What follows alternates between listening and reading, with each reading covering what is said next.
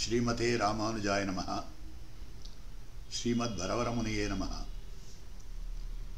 अंजुगुडिक्कुरु संतदियाय ஆழ்வார்கள் தம் செயலவிஞ்சி நிற்கும் தன்மையளாய் பிஞ்சாய் பழுத்தாளை ஆண்டாளை பத்தியுடன் நாளும் வழுத்தாய் மனமே மகிழ்ந்து.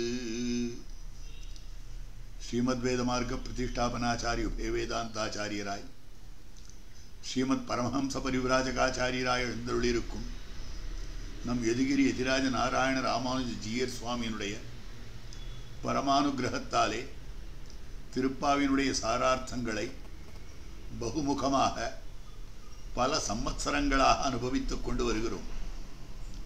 அந்த கிரமத்திலே காலக்ஷேப ரூபமாக சென்ற ஆண்டு பெரியவாச்சான் பிள்ளை அனுகிரகித்ததாய் அமைந்திருக்கக்கூடிய விலக்கண வியாக்கியானமான 3000 படி வியாக்கியானத்தை அனுபவித்தோம்.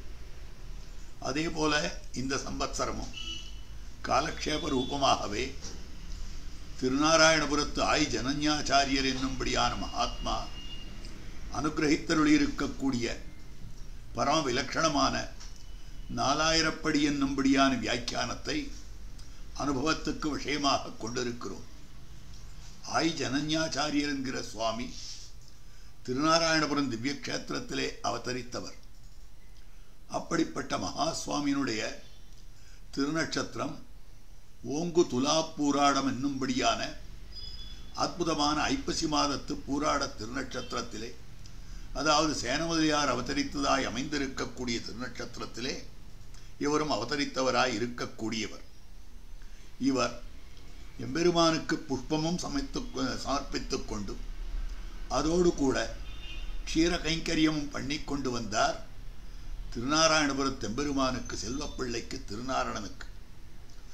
அப்படி அமைந்திருக்கக்கூடிய நிலையிலே இவருடைய பரிவின் காரணமாக இவரை தாயாராகவே எம்பெருமான் தான் பிரதிபத்தி பண்ணினான். இவருடைய திருநாமம் திருத்தாழ்வரதாசர் என்னும்படியான திருநாமமாக அமைந்திருக்கக்கூடியது.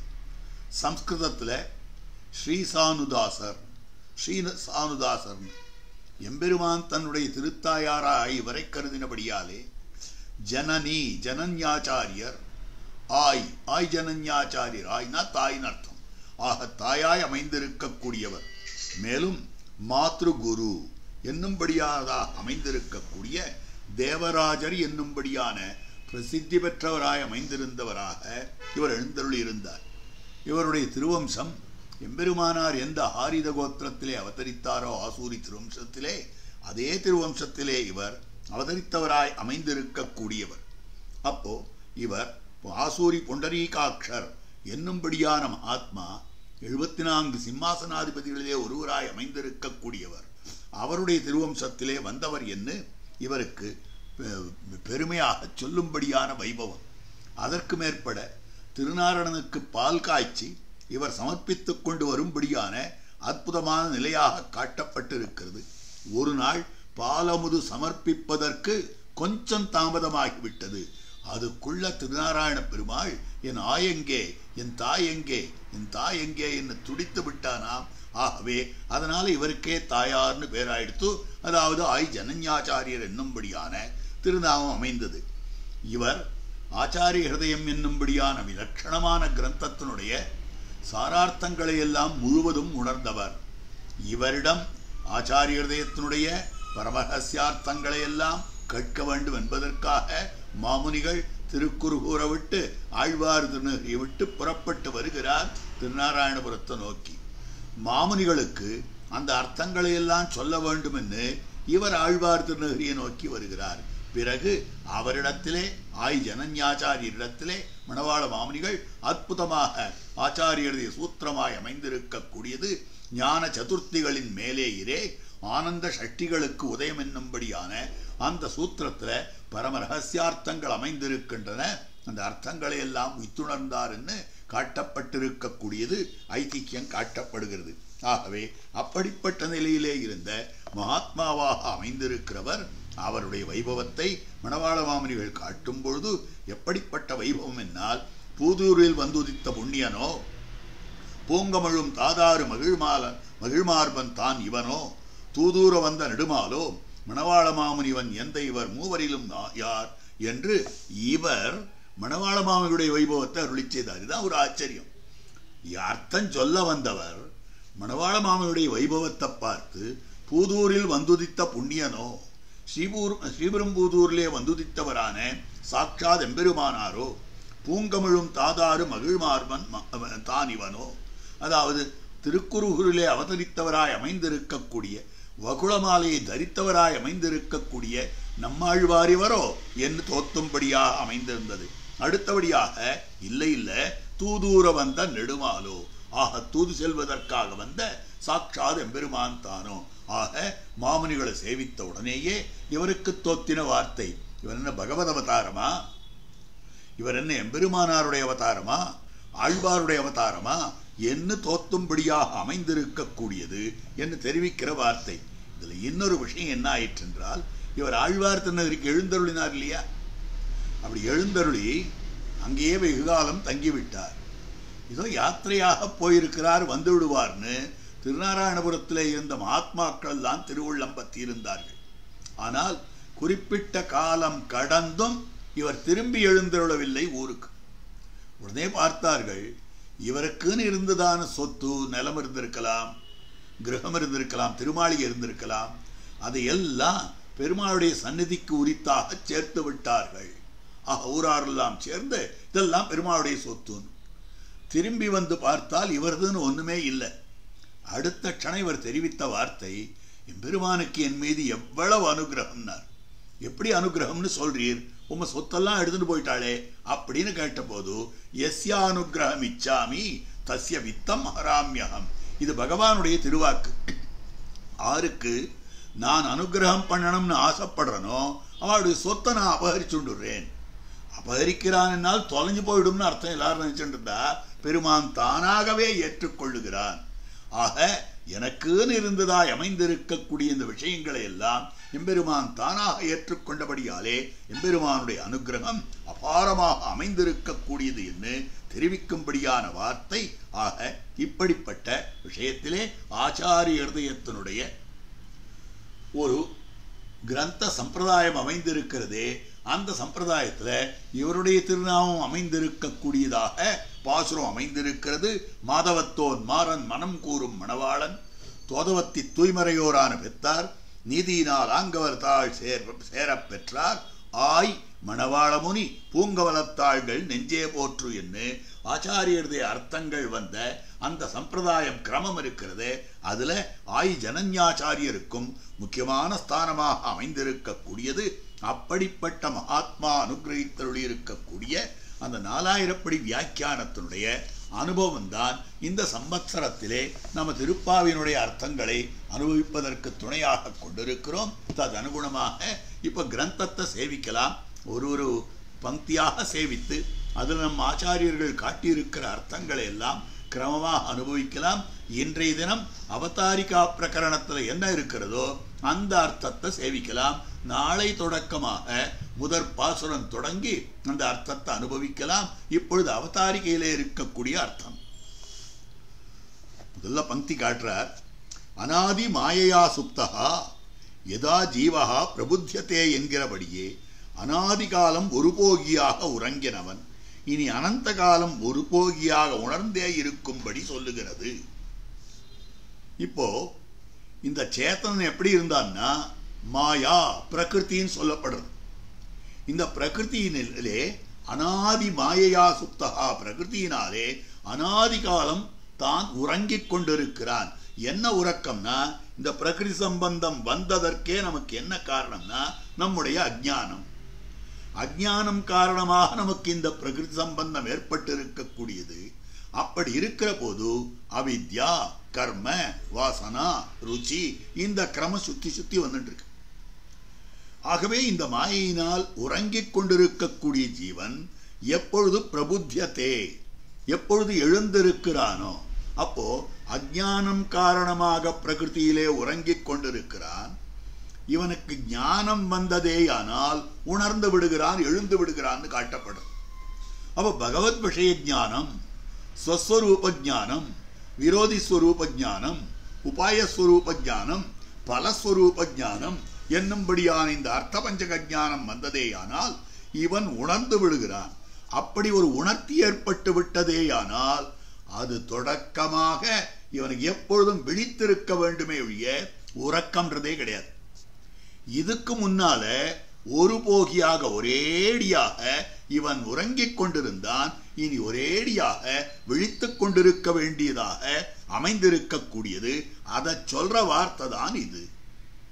அநாதி மாயையா சுப்தா யதா ஜீவஹா பிரபுத்யதே அஜம் அனித்ரம் அஸ்வப்னம் அத்வைத்தம் புத்தியதே ததா. அப்ப அநாதி காலம் மாயினாலே உறங்கிக் கொண்டிருந்த இந்த ஜீவாத்மா எப்பொழுது அறிவு பெறுகிறானோ அப்ப தன்னை என்ன நினைச்சுக்கிறான்னா பிறவாதவன்னு நினைக்கிறான். சரீரத்துக்குத்தான் பிறப்பே ஒழிய ஆத்மாவுக்கு பிறப்பில்லைன்னு முதல்ல தேகாத்ம விவேகம் பெறுகிறான். அனித்ரம் இவன் உறக்கமற்றவன் என்று நினைக்கிறான். பரிபூர்ண ஞானம் இது அமைந்திருக்கிறபடியாலே உறக்கம் உறக்கம் என்னும்படியான தமோகணம் இந்த ஆத்மாவுக்கு இல்லை. ஆக முக்குணங்களுக்கும் கடந்திருக்கக்கூடியது என்னும்படியான அதனை உணர்ந்து கொள்ளுகிறார். அதற்கடுத்தபடியாக அஸ்வப்னம் அந்த உறக்கத்தின் காலத்திலே வரக்கூடிய ஸ்வப்னமும் இல்ல, நேரடியான பகவத் அனுபவம் தான். இனி அஜம் அனித்ரம் அஸ்வப்னம் அத்வைத்தம் புத்தியதே ததா. தன்னை பகவானை விட வேறுபட்டவனாக நினைப்பது கிடையாது, பகவானோடு சேர்ந்தவனாகவே நினைக்கிறான். அத்வைத்தம்னா பகவானாகவே ஆயுடான் அர்த்தம் இல்லை. பகவானுடைய திருமேனியாகத்தான் இருக்கிறான், பகவானுடைய சரீரமாகத்தான் இருக்கிறான் என்னும்படியான அந்த சரீராத்ம பாவத்தை உணர்கிறான் என்று சொல்லும்படியானதான வார்த்தையாக அமைந்திருக்கிறது. ஆகவே அனந்த காலம் ஒருபோகியாக உணர்ந்தே இருக்கும்படி சொல்லுகிறது. உணர்ந்தது எம்பெருமானையாகையாலே உணர்த்திக்கு பாதகம் இல்லை. உணர்ந்தது எம்பெருமானாலே ஆகையாலே.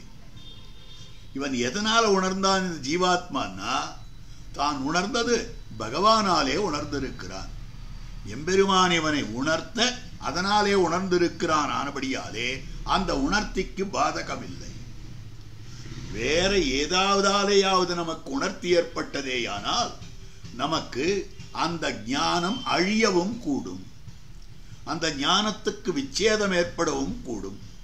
காரணம் என்னவென்றால் இந்த ஞானத்துக்கு விச்சேதமானது இருள், துயக்கு, மயக்கு, மறப்பு என்னும்படியான அந்த குறைகள் எல்லாம் இருக்கிறது. அப்படிப்பட்ட குறைகள் ஏதும் இல்லாதபடியாக எம்பெருமான் உணர்த்துகிறானானபடியாலே ஆக பாதகம் இல்லை. அப்போ இந்த ஞானத்துக்கு வரக்கூடிய ஏற்றத்தாழ்வு எதனால? இந்த ஞானத்துக்கு எதனால ஏற்றத்தாழ்வு வருகிறதுன்னு கேட்டால் பிரகிருதியை செரிய இருள் மிகும். அஜ்ஞானம் எப்ப வரும்னா நாம் இந்த பிரகிருதியோட எப்போ ஒட்டின்னு இருக்கோமோ அப்ப வரும். சுவாமி பிரகிருதியோட ஒட்டின்னு இருக்கச்சே வருதுன்னா பிரகிருதியோட எப்போ விடுபட போறோம் அப்படின்னா முதல்ல ஒட்டின்னு இருக்கிறதுனா இந்த பிரகிருதியிலேயே ஆசை வைத்திருந்தோமே ஆனால், பிராகிருத பதார்த்தங்களிலேயே ஆசை வைத்திருந்தோமே ஆனால் நமக்கு அஜ்ஞானம்தான் மிகுந்திருக்கும். கொஞ்சம் கொஞ்சமாக இந்த ஆசை விடுபட்டதேயானால் எங்க போவோம்னா பெருமாள் பக்கம் போயிடுவோம். மார்பால் மனம் சுழிப்ப மங்கையர் தோள் கைவிட்டு பிரகிருதி சம்பந்தத்தை விட்டு விடுவோம். எம்பெருமான் விஷயமாக மனம் சுழித்ததேயானால் ஆகவே பிரகிருதியை செரிய நெருங்க நெருங்க இருள் அதிகமாகும். எம்பெருமானை செரிய உணர்த்தி மிகும். ஆக எம்பெருமானை நோக்கி போக, அதாவது எம்பெருமானை நெருங்க நெருங்க நெருங்க நமக்கு ஞானம் மிகுந்திருக்கக்கூடியது. ஞானானந்தமயமான ஆத்மஸ்வரூபத்துக்கு திரோதானம் பிறந்த வித்தனையிலே பண்டு செய்தது ஸ்வரூப சித்தியே என்றோ பிராப்தியம். அங்கதான் காட்டுறார். ஞானம் பிறந்ததுன்னு சொல்றங்களே, புதுசா இங்க இருந்தாவது ஒரு ஞானம் வந்ததா? இந்த ஜீவாத்மா தலையில புதுசாக ஒரு ஞானம் வந்ததா? ஒரு ஞானமும் புதுசா வரல. ஜீவாத்மாவுக்கு ஞானம் இருக்கிறது, அது ஞான ஆனந்தமயனாக இருக்கிறான். ஞானமயனாக தானே ஞானமாக இருக்கிறான், தானே ஆனந்தமாக இருக்கிறான், ஞானத்தை உடையனாகவும் இருக்கிறான் இந்த ஜீவாத்மா. அப்படி இருக்கக்கூடிய நிலையில இத்தனை நாள் இந்த ஆத்மாவனுடைய ஸ்வரூபத்துக்கு திரோதானம் மறைப்பு ஏற்பட்டது. எதனால மறைப்புன்னா இந்த சரீர சம்பந்தத்தால, பிரகிருதி சம்பந்தத்தால் ஆத்மாவனுடைய ஞானத்துக்கு மறைவு ஏற்பட்டது. அப்போ சாஸ்திரம் எதை காட்டுறதுன்னாக்கா, எது பரமப்பிராபியம் ஸ்வேன ரூபேண அபினிஷ்பத்யதே, ஸ்வேன ரூபேண அபினிஷ்பத்யதே என்று பரஞ்சோதி உபசம்பத்யா, பரஞ்சோதியான எம்பெருமானை இவன் அடைகிறான். அதனால தன்னுடைய ஸ்வரூபம் விளங்கப் பெறுகிறான். அப்ப இத்தனை நாள் எம்பெருமான அடையாதபடியாலே தன்னுடைய ஸ்வரூபமானது மங்கி கிடந்திருந்தது, விளங்காமல் இருந்தது. விளங்காமல் இருந்த ஸ்வஸ்வரூபமானது விளங்கும்படியாக அமைந்திருக்கக்கூடியது இது எம்பெருமானை செறிந்தபடியாலே அப்படின்னு காட்டுது. இப்படிப்பட்ட எம்பெருமானை நோக்கி நாம் சென்றோமே ஆனால் பகல் கண்டேன் நாரணனை கண்டேன். அங்கதான் காட்டுறார் பூதத்தாழ்வாருடைய பாசுரம், பகல் கண்டேன் நான் பகலை பார்த்து விட்டேன். சரி, பகல்னா ராத்திரியே பார்க்கலையா? இல்லை. ஏன்னா நான் கண்ட பகல்ல எது சூரியன் தெரியுமா? ஒரு நாளும் அழிவில்லாததான, ஒரு நாளும் அஸ்தமிக்காததாய் அமைந்திருக்கக்கூடிய நாராயணன் என்கிற சூரியன். அப்ப அஸ்தமிக்காத ஆதித்யன் இருக்கக்கூடிய இடத்துல நான் இருந்து விட்டேனே ஆனால் எனக்கு எப்பவும் பகல் தானே. தூய புகழுற்ற சடகோபனை நாம் ஒன்றி நிற்கும் போது பகல். அப்ப எப்பொழுதும் பகலாக அமைந்திருக்கிறது. பகல் கண்டேன் நாரணனை கண்டேன், உறங்காத என்னையும் கண்டேன், அஸ்தமியாத ஆதித்யனும் கண்டேன். நானும் தூங்கல, பகல் கண்டேன், கண்டே இருந்தேன். ஏன் நான் தூங்கலைன்னா பகலா இருக்கு.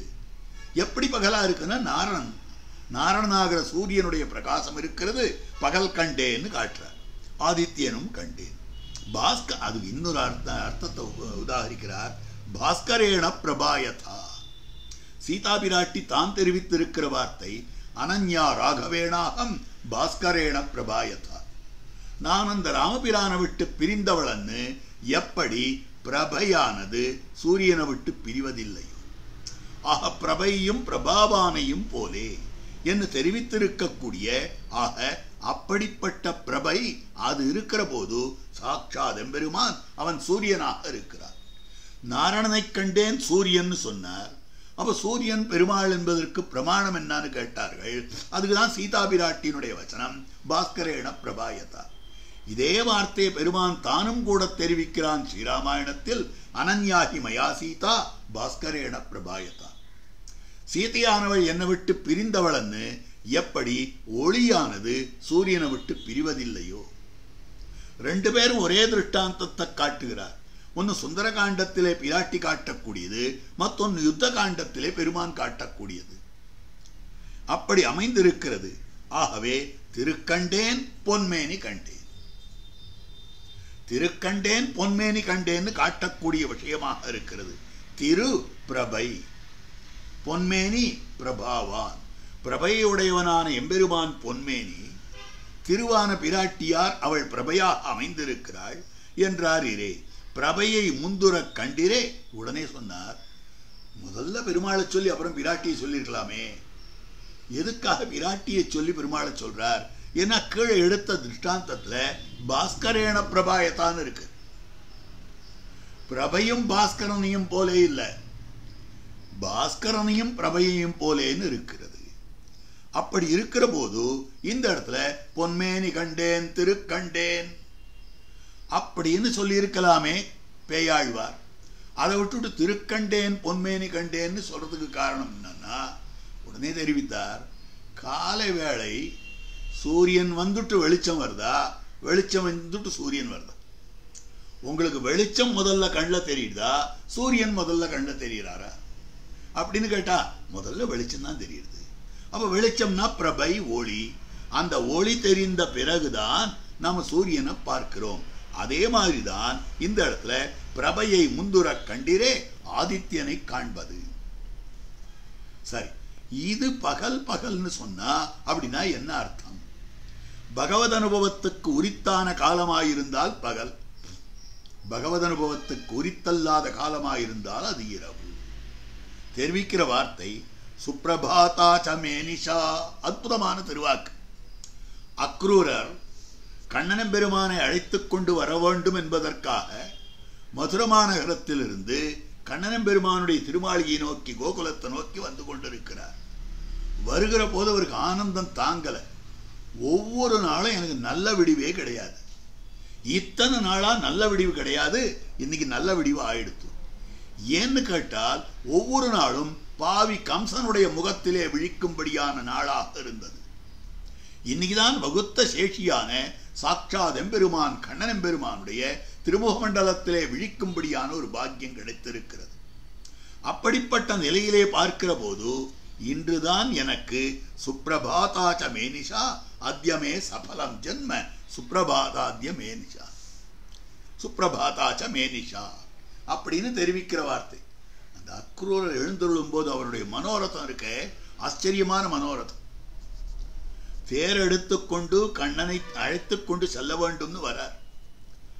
மனசுல துக்கம் சந்தோஷம் ரெண்டுமே இருக்கு. கம்சன் இடத்துல இந்த கண்ணனை கொண்டு விட போறோமே அது துக்கம்.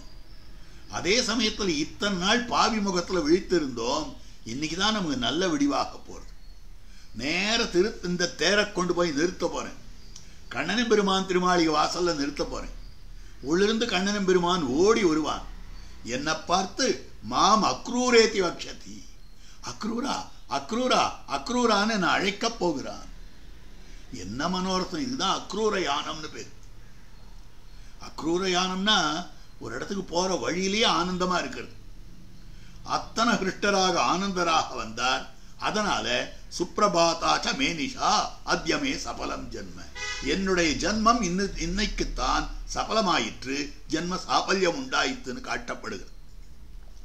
ஆகவே என்று அக்ரூரனுக்கு கம்ச சம்பந்தத்தாலே விடிவு காண ஒண்ணாத ராத்திரியும். அப்போ கண்ணனம் பெருமான சேவிக்க வருவதற்கு முன்பாக அவனுக்கு ராத்திரியாவே இருந்தது அக்ரூரருக்கு. கண்ணனம் பெருமான சேவித்தான், அதுக்கு பிறகு பகலாயிடுத்து. விடிவு காண ஒண்ணாத ராத்திரியும் விடிந்து அஸ்தமியாத பகலாயிற்று.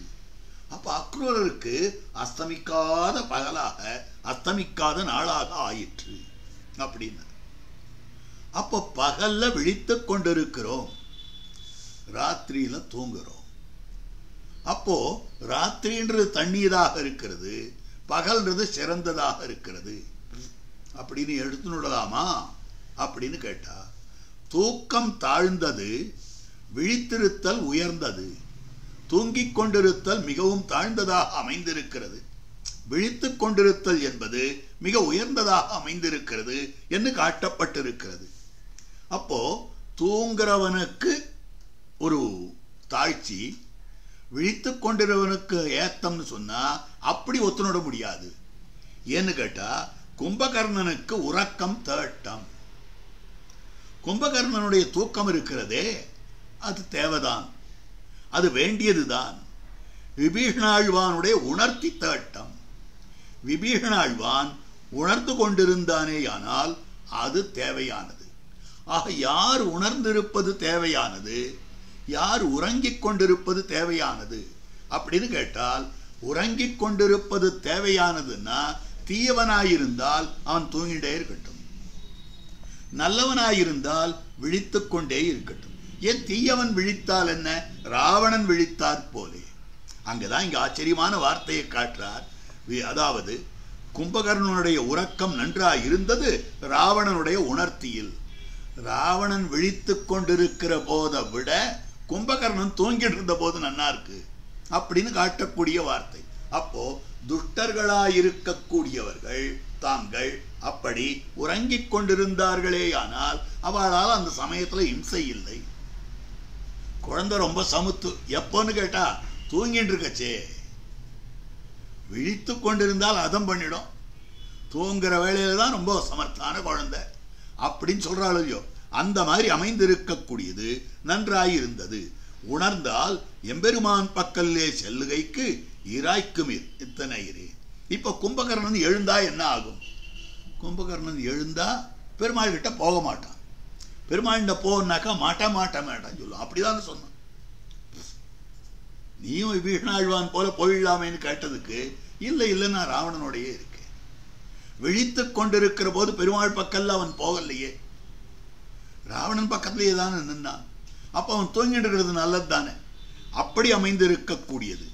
அப்போ விபீஷண ஆழ்வான் என்ன பண்ணான்? தான் உணர்ந்திருந்தான், ராவணன் பண்ணின அக்கிரமங்களை உணர்ந்து கொண்டான், அவனை திருத்த முடியாதுன்னு பார்த்தான். ஆஜகாம முகூர்த்தேன எத்திர ராமஹா சலக்ஷ்மணா, லக்ஷ்மணனுடன் கூடியிருக்கக்கூடிய ராமபிரான் எந்த இடத்துல இருக்கிறானோ அந்த இடத்துல தான் வந்து சேர்ந்தான். லங்கா ராஜ்யத்திலிருந்து புறப்பட்டு ராமன் இருக்கிற இடத்துக்கு போனான். இப்படிதான் சொல்லணும். இவன் இருந்தது லங்கா ராஜ்யம், அங்கிருந்து புறப்பட்டான், ராமபிரான் இருக்கிற திவ்ய கஷேத்திரத்துக்கு சென்றான், போனான்னு சொல்லணும். வால்மீகி பகவான் அப்படி சாதிக்கல. ஆஜகாம முகூர்த்தேனா, வந்தான், ஒரு முகூர்த்த காலத்திலே வந்து சேர்ந்தான். அப்ப என்ன அர்த்தம்னு கேட்டால், இவன் வந்ததுன்னா வரவேண்டிய இடம் இதுதான். அவ விட வேண்டிய இடம் லங்கா ராஜ்யம், வரவேண்டியது ராமபிரானிடத்துல, அது காட்டப்பட்டதுன்னு தெரிவிக்கிறார்கள். அதே மாதிரியாக ஆஜகாம முகூர்த்தேன எத்திர ராம சலக்ஷ்மணா.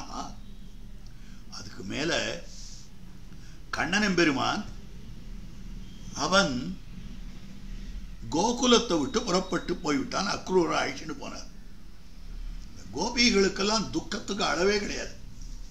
தங்களுடைய பிராணனை விட்டு பிடிச்சு இழுத்துன்னு போற மாதிரி இழுத்துன்னு போறார். இவனுக்கு எவன் அக்ரூரன்னு பேர் வச்சான்? இவன் குரூரனாச்சே. அக்ரூரஹா க்ரூர ஹிருதயா, குரூரமான ஹிருதயம் படைத்தவனாக அமைந்திருக்கிறான்னு அவ்வளவு துக்கப்படுற. அப்ப தெரிவிக்கிற வார்த்தை சுப்ரபாதாத்ய ரஜினி மதுரா வாச யோசிதா. இந்த ராத்திரி இருக்கிறதே, நாளைக்கு விடிய போறதோ இல்லையோ, அது நல்ல சுப்ரபாதம்.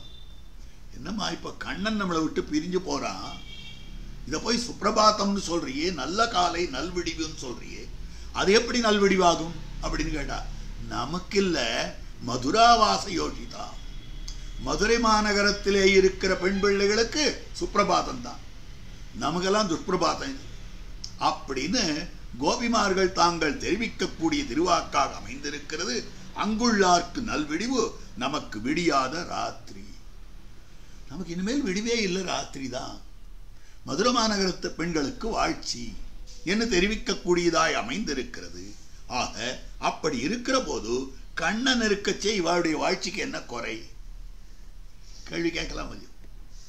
கோபிமார்கள் கிருஷ்ண பக்தியோட இருக்கிறார்கள். அந்த கிருஷ்ணன் இருக்கிற போது கோபிமார்களுக்கு என்ன குறை? அவன் மதுரைக்கு போனாதான் என்ன, இவ ஏன் கட்டப்படணும் அப்படின்னா, வாஸ்தவம் தான், இவாளுக்கு கிருஷ்ண பக்தி இருக்கு, குறவில்லை. என்ன புரியும்? கண்ணிற்கு அவருக்கு குறை இல்லை அப்படின்னு சொல்லும்படியான விஷயம். கிருஷ்ணன் இருக்கிறான், ஆனாலும் அந்த கிருஷ்ணன் இவர்களை சேவிப்பதற்கு அந்த கிருஷ்ணன் பக்கத்தில் இருக்கணும். சூரியன் இருந்தும் கண் இல்லைன்னா என்ன பிரயோஜனம்? கண் கட்ட பிறகு சூரிய நமஸ்காரம்ன்ற மாதிரி. சூரியன் இருந்தும் கண் இல்லை என்றால் பிரயோஜனம் இல்லை. கண்ணன் இருந்தும் கூட அவன் பக்கத்தில் இல்லைன்னா என்ன பிரயோஜனம்? அவன் மதுரைக்கு வரவிட்டு போயிட்டானே என்று தெரிவிக்கிற வார்த்தை. ஆதித்யன் உண்டானாலும் கண்ணுள்ளார்க்கிறே விடிவு இருக்கிறது. ஜாத்தியந்தனா இருக்கக்கூடியவன் அவனுக்கு பகலா இருந்தான்னா ராத்திரியா இருந்தான்னா சூரியோதயம் ஆயிடுத்தோ. சூரியோதயம் ஆனா அவனுக்கு என்ன போச்சோ? சூரியன் அஸ்தமிச்சது எல்லாம் ஒண்ணுதான். பகல்னும் தெரியாது, ராத்திரின்னு தெரியாது. அந்த மாதிரி கண்ணன்ற தத்துவத்து பக்கத்துல இல்லைன்னா அவளுக்கு எல்லாம் ஒண்ணுதான். ஆக கண் இருக்கிறவர்களுக்குத்தான் விடிவு இருக்கிறதுன்னு காட்டுகிறாள். சரி, இது வரைக்கும் பகவான் ஞான பிரதானம் பண்ணுகிறான்றதை காட்டினார். அந்த ஞானம் இருந்தால் அதுதான் பகல்னு காட்டினார். அந்த ஞானம் இல்லைன்னா அதுதான் ராத்திரின்னு காட்டினார். உறக்கம்னா என்னன்னு காட்டினார். உணர்த்தினா என்னன்னு காட்டினார். அத்தனை இதுல காட்டினார். சரி, இந்த ஞானானுகுணமாக ஆற நாம கொள்ள வேண்டும் அப்படின்னா ஆண்டாளை கொள்ள வேண்டும். இந்த ஞானிகளுக்கு தலைமை பீடம் வகிப்பவளாக ஆண்டாள் நாச்சியார் தான் அமைந்திருக்கிறார். ஆண்டாளுக்கு 10 தமத்மன்மாருக்கும் உண்டான ஆற்றாமையும் ஸ்திரீதனமாக பெற்று இவள் பக்கத்திலே குடிகொண்டது. இப்ப கீழே இத்தனை பகல் பகல்னு சொல்லிட்டு இருந்தார், ஞானம்னு சொல்லிட்டு இருந்தார், உணர்த்தின்னு சொல்லிட்டு இருந்தார். இது மொத்தம் ஆருக்கு இருந்ததுன்னா ஆழ்வார்களுக்கு இருந்தது. பொய்கையார் பூதத்தார் பேயார் புகழ்மிழ்ச்சி ஐயன் அருள்மாறன் சேரலர்கோன் துய்ய பட்டநாதன் அன்பர்தாள் தோழி நற்பாணன் நன்கலியன் ஈதிவர் தோத்தத்து அடைவாம் இங்கு. ஆக இப்படி அவதரித்தவர்களாய் அமைந்திருக்கக்கூடியவர்கள் அந்தமிழால் நற்கலைகள் ஆய்ந்துரைத்த ஆழ்வார்கள் இந்த உலகில் இருள் நீங்க வந்துதித்த மாதங்கள். அப்போ ஆழ்வார்கள் சூரியன்களாகவே சொல்லப்படுகிறார்கள். ஆழ்வார்கள் ஞானப்பிரதானம் பண்ணுபவர்களாகவே சொல்லப்படுகிறார்கள். ஆழ்வார்கள் ஞானபூர்த்தி மிக்கிருப்பவர்களாகவே சொல்லப்படுகிறார்கள். அப்படிப்பட்ட அந்த ஆழ்வார்களுடைய ஞான பக்தி வைராக்கியங்களுக்கு திருஷ்டாந்தம் சொல்லவே முடியாது. அப்படி இருக்கக்கூடிய அந்த ஆழ்வார்களுடைய பக்திக்கு அனுகுணமாக அந்த எம்பெருமான விட்டு பிரிந்தால் துடிக்கிற துடிப்புக்கும் அளவே கிடையாது. ஆழ்வார்கள் பதின்மர், அவர்களுக்கு ஞானம் உண்டு, அவர்களுக்கு பக்தி உண்டு, அவர்களுக்கு வைராக்கியம் உண்டு. இந்த 10 பேருக்கும் ஒத்தர் தான் சந்ததி. அப்போ 10 பேருடைய சொத்து ஒத்தருக்கு தானே வரும். ஆக ஒரு கிரகத்துல 10 பேர் இருக்கிறார்கள், சித்தப்பா பெரியப்பா என்கிற 10 பேர்ல யாரோ ஒருத்தருக்கு மாத்திரம் ஒரே ஒரு குழந்தை. 10 பேரும் அந்த குழந்தையை நன்னாக உபலாளிக்கிறார்கள். அப்ப அவர்கள் என்ன பண்ணுவார்கள்னா, இந்த பதின்மருடைய சொத்தும் அந்த ஒரு குழந்தைக்கு தான் வரும்.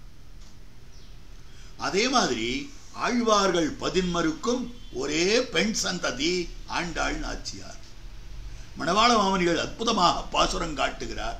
5 குடிக்கொரு சந்ததியாய் ஆழ்வார்கள் தம் செயல விஞ்சி நிற்கும் தன்மையளாய் பிஞ்சாய் வெளுத்தாளை ஆண்டாளை பத்தியுடன் நாளும் வழுத்தாய் மனமே மகிழ்ந்து.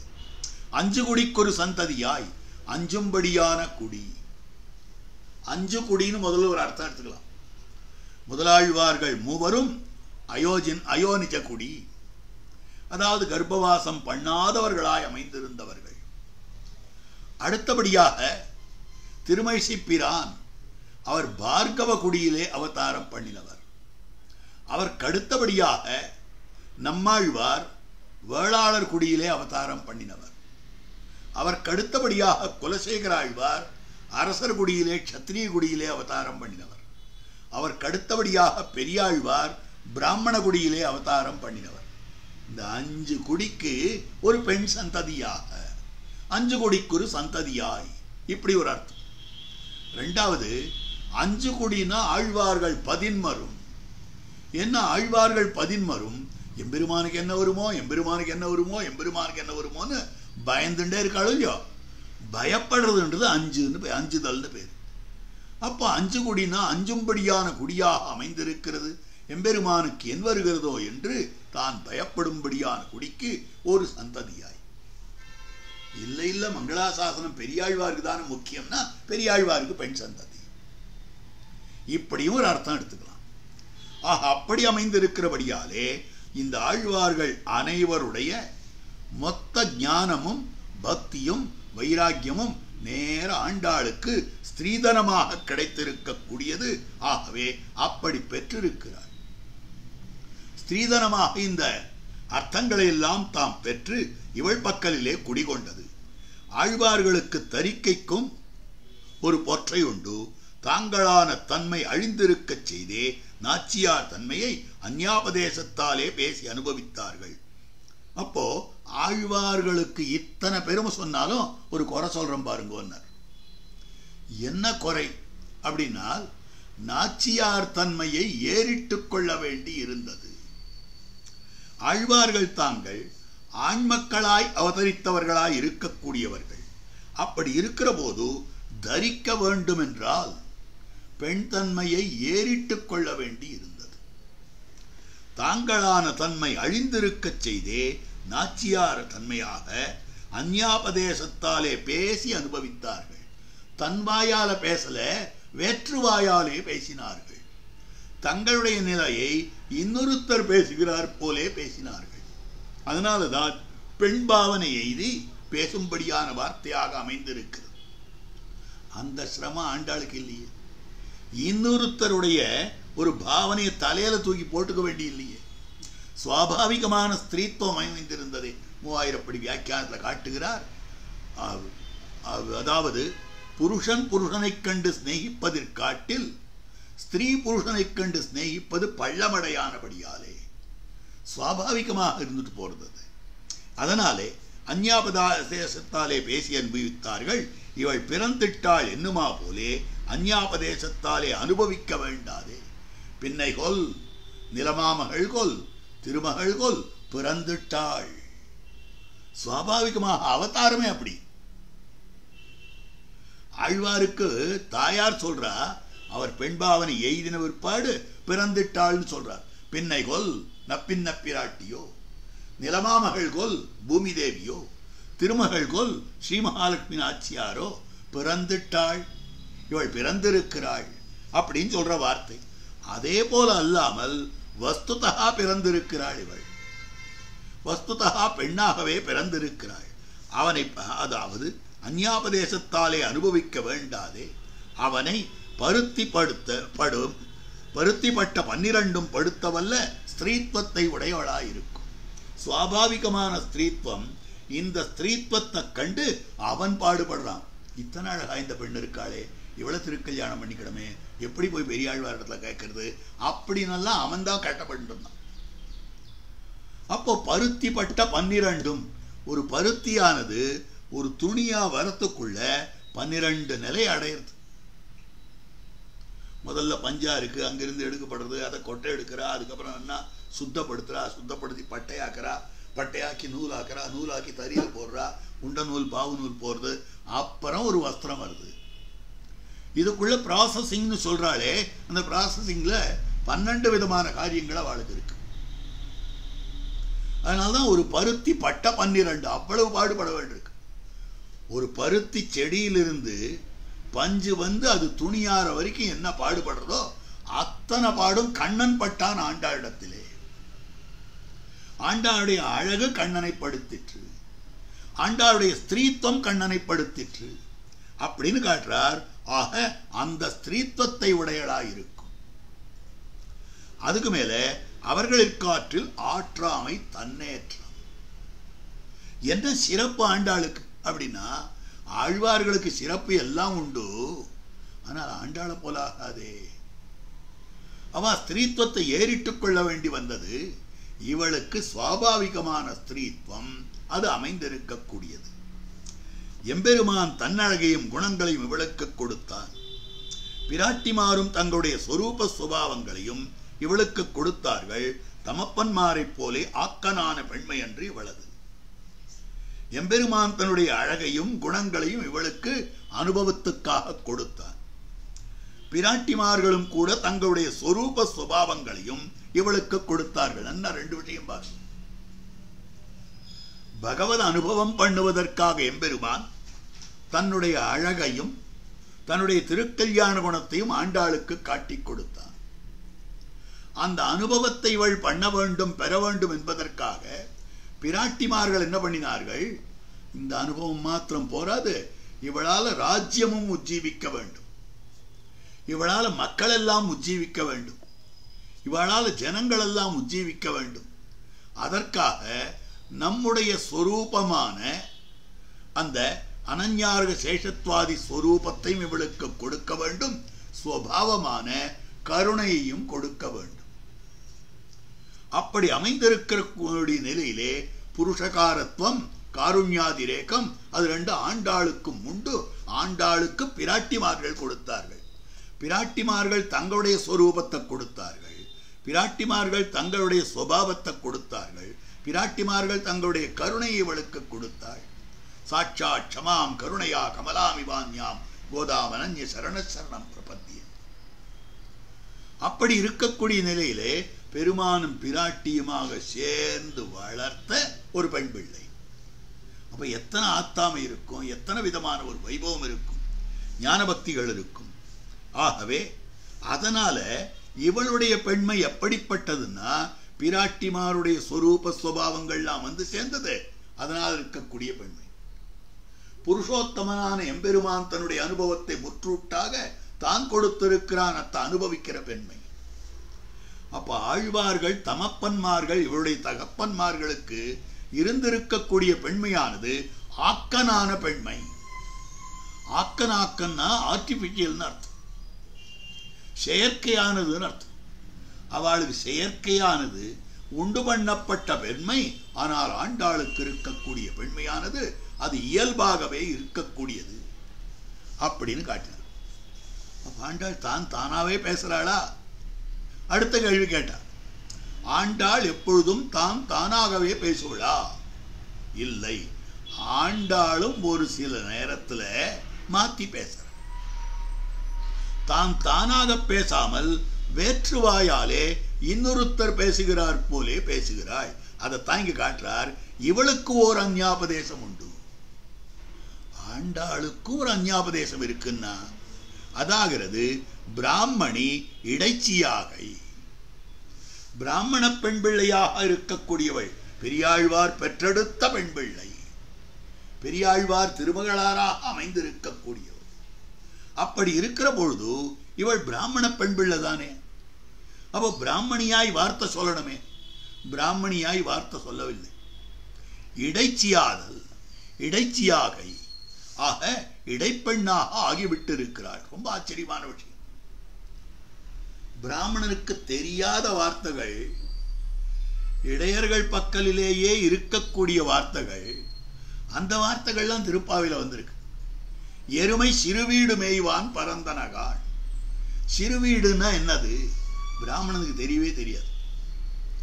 சிறுவீடுன்னா இந்த எருமை காலங்கார்த்தால் எழுந்து கறக்காது, கொஞ்சம் மந்தித்திருக்கும், மந்தமாவே இருக்கும். அதனால் அந்த எருமைக்கு அந்த திமிர்ப்பு போக வேண்டும் என்பதற்காக அவனவன் தன்னுடைய இல்லத்து புழக்கடையிலேயே கொஞ்சம் புல்லு வளர்த்து வச்சிருப்பான். அந்த இடத்துல அந்த எருமையை ஓட்டின்னு போய் கொஞ்சம் மேயச் செய்வான். கொஞ்சம் அந்த புல்லை கொஞ்சம் இப்படி கடிச்சுதான்னா தான் அதுக்கு பால் சுரப்பே வரும். அந்த மாதிரி சின்னதாக இருக்கக்கூடிய பனிப்புல் மேய விடுறானே, அது சிறுவீடுன்னு பேர். அதுக்கப்புறம் பகல்ல வெளியில போய் இருக்கிற புல்வெளியிலெல்லாம் மேய்ந்து விட்டு வரும், அது பெருவீடு. இந்த சிறுவீடும் பெருவீடும் நமக்கு தெரியுமோ? வந்தெங்கும் கோழி அழைத்தனகான், கோழி கூவித்து, இது அடையாளமா சொல்றான். ஒரு பிராமணனுடைய இல்லத்துக்குள்ள உயிரோட கோழி வந்தாலே பிராயச்சித்தம் பண்ணணும். அப்படி இருக்கிற போது அந்த கோழியை அடையாளமா சொல்றாளே. அப்ப இடைச்சியனுடைய முறுக்கம்.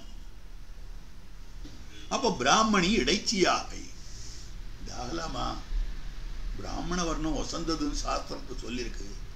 பிராமணியம் விலை செல்லுகிறது வேதாத்தியனாதி முகத்தாலே பகவல்லாப ஹேத்துவென்று. சாஸ்திரங்கள்ல பிராமணியத்தை ஏன் வசத்தியா சொல்லியிருக்குன்னா, இவன் வேதத்தை அத்தியனம் பண்ணலாம், வேதத்தை அத்தியனம் பண்ணி அதனால பெருமாள் அடையலாம், அதற்கு வாய்ப்பு இதுல அதிகமாக இருக்கிறபடியாலே இது வசந்தது. விலை செல்லுகிறது வசந்தது கூட இல்லை. அது எதனால பலரால விரும்பப்படுறதுன்றதுக்காக. ஏன் பிராமணியத்தை பலர் விரும்பினார்கள்னு சொன்னால், இந்த பிராமணனா வந்துட்டா வேதாத்தியனம் பண்ணலாம், வேதாத்தியனம் பண்ணினால் பெருமாளத்துல சீக்கிரம் போகலாம், அதற்கு வாய்ப்பு அதில் இருக்குன்றதுக்காக அமைந்திருக்கிறது. வேதாத்தியனாதி முகத்தாலே பகவல்லாப ஹேத்துவன்னு சொல்றது.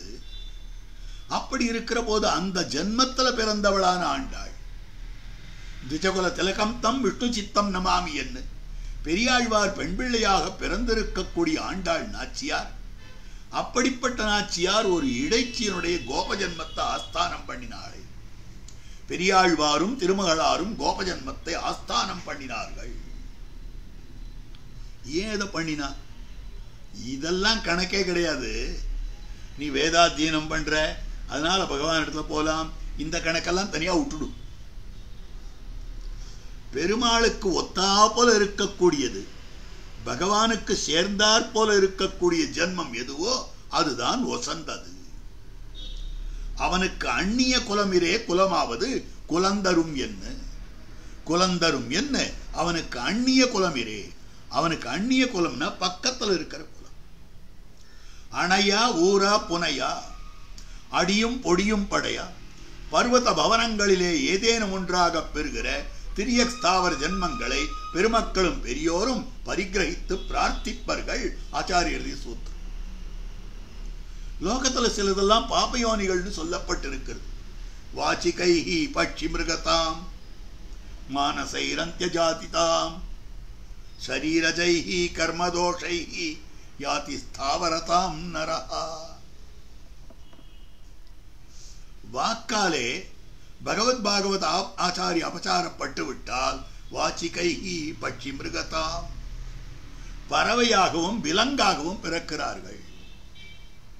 ஷரீரஜைஹி கர்மதோஷைஹி, சரீரத்தாலே நாம் செய்யப்பட்டிருக்கக்கூடிய தோஷங்கள் காரணமாக யாதி ஸ்தாவரதாம் நரஹா, தாவரத்துவத்தை இவன் அடைகிறான், மரம் செடி கொடி. அப்ப இதெல்லாம் பாபயோனி தானே. ஆனால் இப்படிப்பட்ட பாபயோனியைத்தான் சில பேர் பரிகிரகித்தார்கள், சில பேர் பிரார்த்தித்தார்கள். அணையா ஊரா புனையா, அணைவது அரவண மேல். பாம்புன்றது பாபயோனி, அத பாம்பாவே ஒருத்தர் மாறினாரு, பாம்பாவே இருந்தாரு. திருவனந்தாழ்வான் ஆதிசேஷன் அவர் சர்ப்பரூபத்தை தானே கொண்டிருக்கிறார். ஊர ஊர என்னால் ஊரும் புட்கொடியும் ஆகுதே. பட்சியாக ஒருத்தர் தான் திருமேனியோட இருந்தார். கருடாழ்வான் நித்தியசூரி வாழ்வான் பரிகிரகித்தார்கள். புனையா, எம்பெருமான் தோழன மேலும் நன் மார்பின் மேலும் சுடர்முடி மேலும் தாழ்ன மேலும் புனைந்த கண்ணந்துழாயுடையம்மான். அப்ப தான் சாத்திக் கொள்வதற்கு பாங்காக திருத்துழாய் செடியா ஒருத்தர் மாறினாரா இல்லையா, இல்ல இருந்தாரா இல்லையா? இவள்லாம் அந்த ரூபத்தை பரிகிரகித்தார்கள். இவள்லாம் ஆறுனா நித்தியசூரிகள். ஐய, எனக்கு மனுஷ ஜென்மம் அதுவும் பிராமண ஜென்மம் தான் வேணும்னு கேட்டாளாவா? அவனுக்கு எது ஒத்தாப்புல இருக்கிறதோ, அவனுடைய கைங்கரியத்துக்கு பாங்காக எது இருக்கிறதோ அதைத்தான் பரிகிரகித்தார்கள். பர்வத பவனங்களிலே ஏதேனும் ஒன்றாக பெறுகிற திரிய ஸ்தாவர ஜென்மங்கள் பிரார்த்தித்தார்கள். யார் பிரார்த்தித்தான்னா, பர்வதத்திலே ஒன்றாக வேண்டும், எம்பெருமான் பொன்மல மேல் ஏதேனும் ஆக, குறுகாகணும், கானாராகணும், தம்பகமாகணும், செண்பகமாகணும், பொற்கோடாகணும், என்னென்னமோ ஆசைப்பட்டார். மீனாகணும். இப்படி ஆசைப்பட்டாரே ராஜாவான குலசேகர பெருமாள். க்ஷத்ரிய வம்சத்திலே உதித்தவர், வேதாத்தியனத்துக்கு தகுதி படைத்தவர். அப்படிப்பட்டவர் ஒரு விலங்காக ஆக வேண்டும் ஆசைப்பட்டாரே. கோனேரி வாழும் குறுகாய் பிறப்பேனே, திருவேங்கடச்சுனையில் மீனாய் பிறக்கும் விதியுடையனாவேனே. அப்போ இதுன்னா பிறவி, அவனுக்கு பொருத்தமாய் இருக்கக்கூடிய, அவனுக்கு பக்கத்தில் இருக்கக்கூடிய பிறவி பிறவி. பவனங்களிலே தவதாசிய சுகைக சங்கினாம் பவனேஸ்வஸ்வபி கீட்ட ஜன்மமே. எம்பெருமானே தேவருடைய தாசியமாகிற சுகத்தை அடைந்திருக்கக்கூடிய மகாத்மாக்கள் இருக்கிறார்களே, அவர்களுடைய திருமாளிகை வாசல்ல அவர்கள் வாய் கொப்பளிக்கிற இடத்துல ஒரு புழுவாக இருந்தாலும் போதும், கீட்ட ஜென்மமாகவது வேணும். எனக்கு சதுர்முக ஆத்மனா பிரம்மாவனுடைய பதவி வேண்டாம், பிரம்மாவனுடைய பிறப்பு வேண்டாம்னு காட்டுறார். இது ஆளவந்தாருடைய திருவாக்கு. அப்போ உத்தம ஞானியாக இருக்கக்கூடிய ஆளவந்தார் பிரம்ம பதவியும் இழுக்குன்னு சொல்லிட்டு ஒரு புழுவாக அந்த க்ஷணத்திலே தோன்றி அந்த க்ஷணத்திலே மறையக்கூடிய ஒரு கிருமியாக தான் அமைய வேண்டும்னு ஆசைப்படுறாரு. அப்ப ஸ்ரீ வைஷ்ணவ சங்கம் தான் அவருக்கு முக்கியம். ததன்குணமான வார்த்தையாக அமைந்திருக்கிறது. பர்வத பவனங்களிலே ஏதேனும் ஒன்றாக பெறுகிற திரியஸ்தாவர ஜென்மங்களை. ஆசாமஹோ சரணரேணு ஜுஷாமஹம் ஸ்யாம் பிருந்தாவனே கிமபி குல்ம லதௌஷதீனாம் யா துஸ்தியஜம் ஸ்வஜனம் ஆரியபதம் சஹித்வா பேஜுர் முகுந்த பதவியும் ஸ்மிருதிபிர் விமிருக்கியாம். ஆக வேதங்கள் எல்லாம் தேடிண்டு போறது, ஸ்ருதிபிர் விமிருக்கியாம், வேதங்கள் எல்லாம் தேடிண்டு போறது.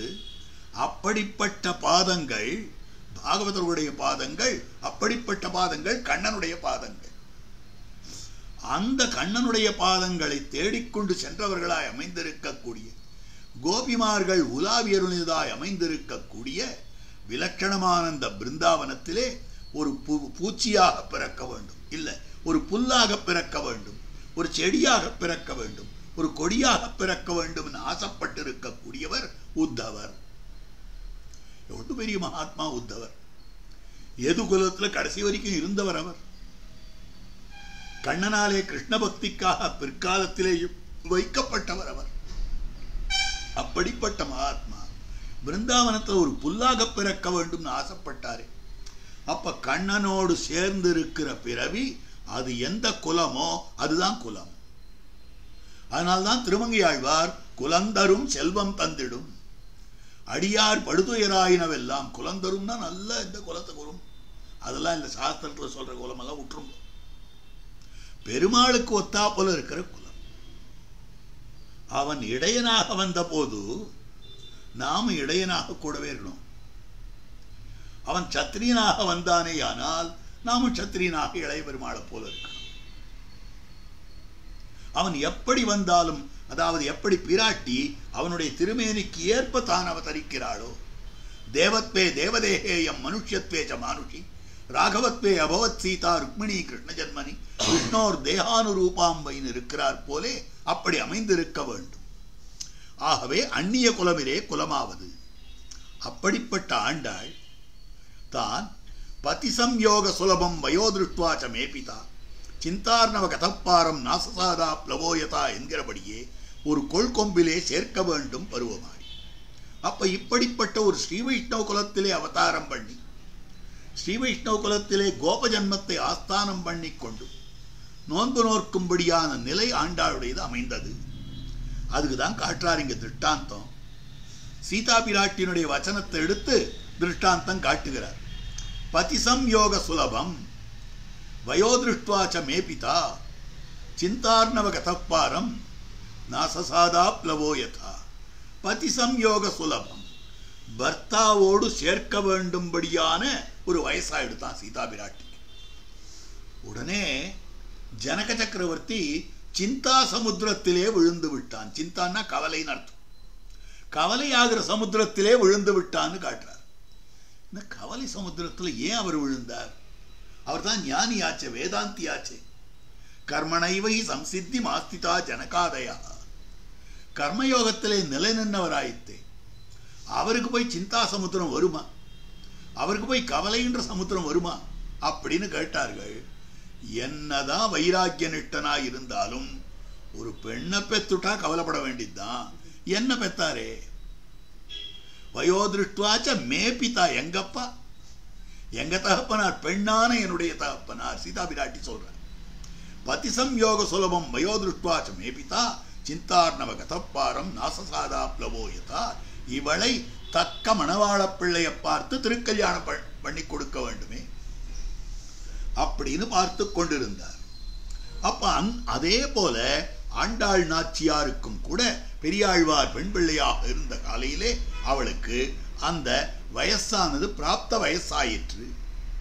கொள்கொம்பிலே சேர்க்க வேண்டும் பருவமாய். சரி, கொள்கொம்பிலே சேர்க்க வேண்டும் பருவம்னா எந்த ஒரு ஆண்மகனையாவது அழைத்து கொண்டு வந்து கல்யாணம் பண்ணி கொடுத்துள்ளாமே. ஒரு நல்ல பிள்ளையா பார்க்க வேண்டியது, நல்ல உத்தியோகத்தில் இருக்கான், ஜாதகம் நன்னா பொருந்தி இருக்கு, பையன் அழகா இருக்கான், கல்யாணம் பண்ணி கொடுத்துள்ளாமே. அப்படின்னா இவளுக்கு அந்த பாவம் இல்லை. ஆண்டாளுக்கு என்ன பாவம் இருந்ததுன்னா, மானிடவர்க்கென்று பேச்சுப்படில் வாழகில்லேன் கண்டாய் மன்மதனே,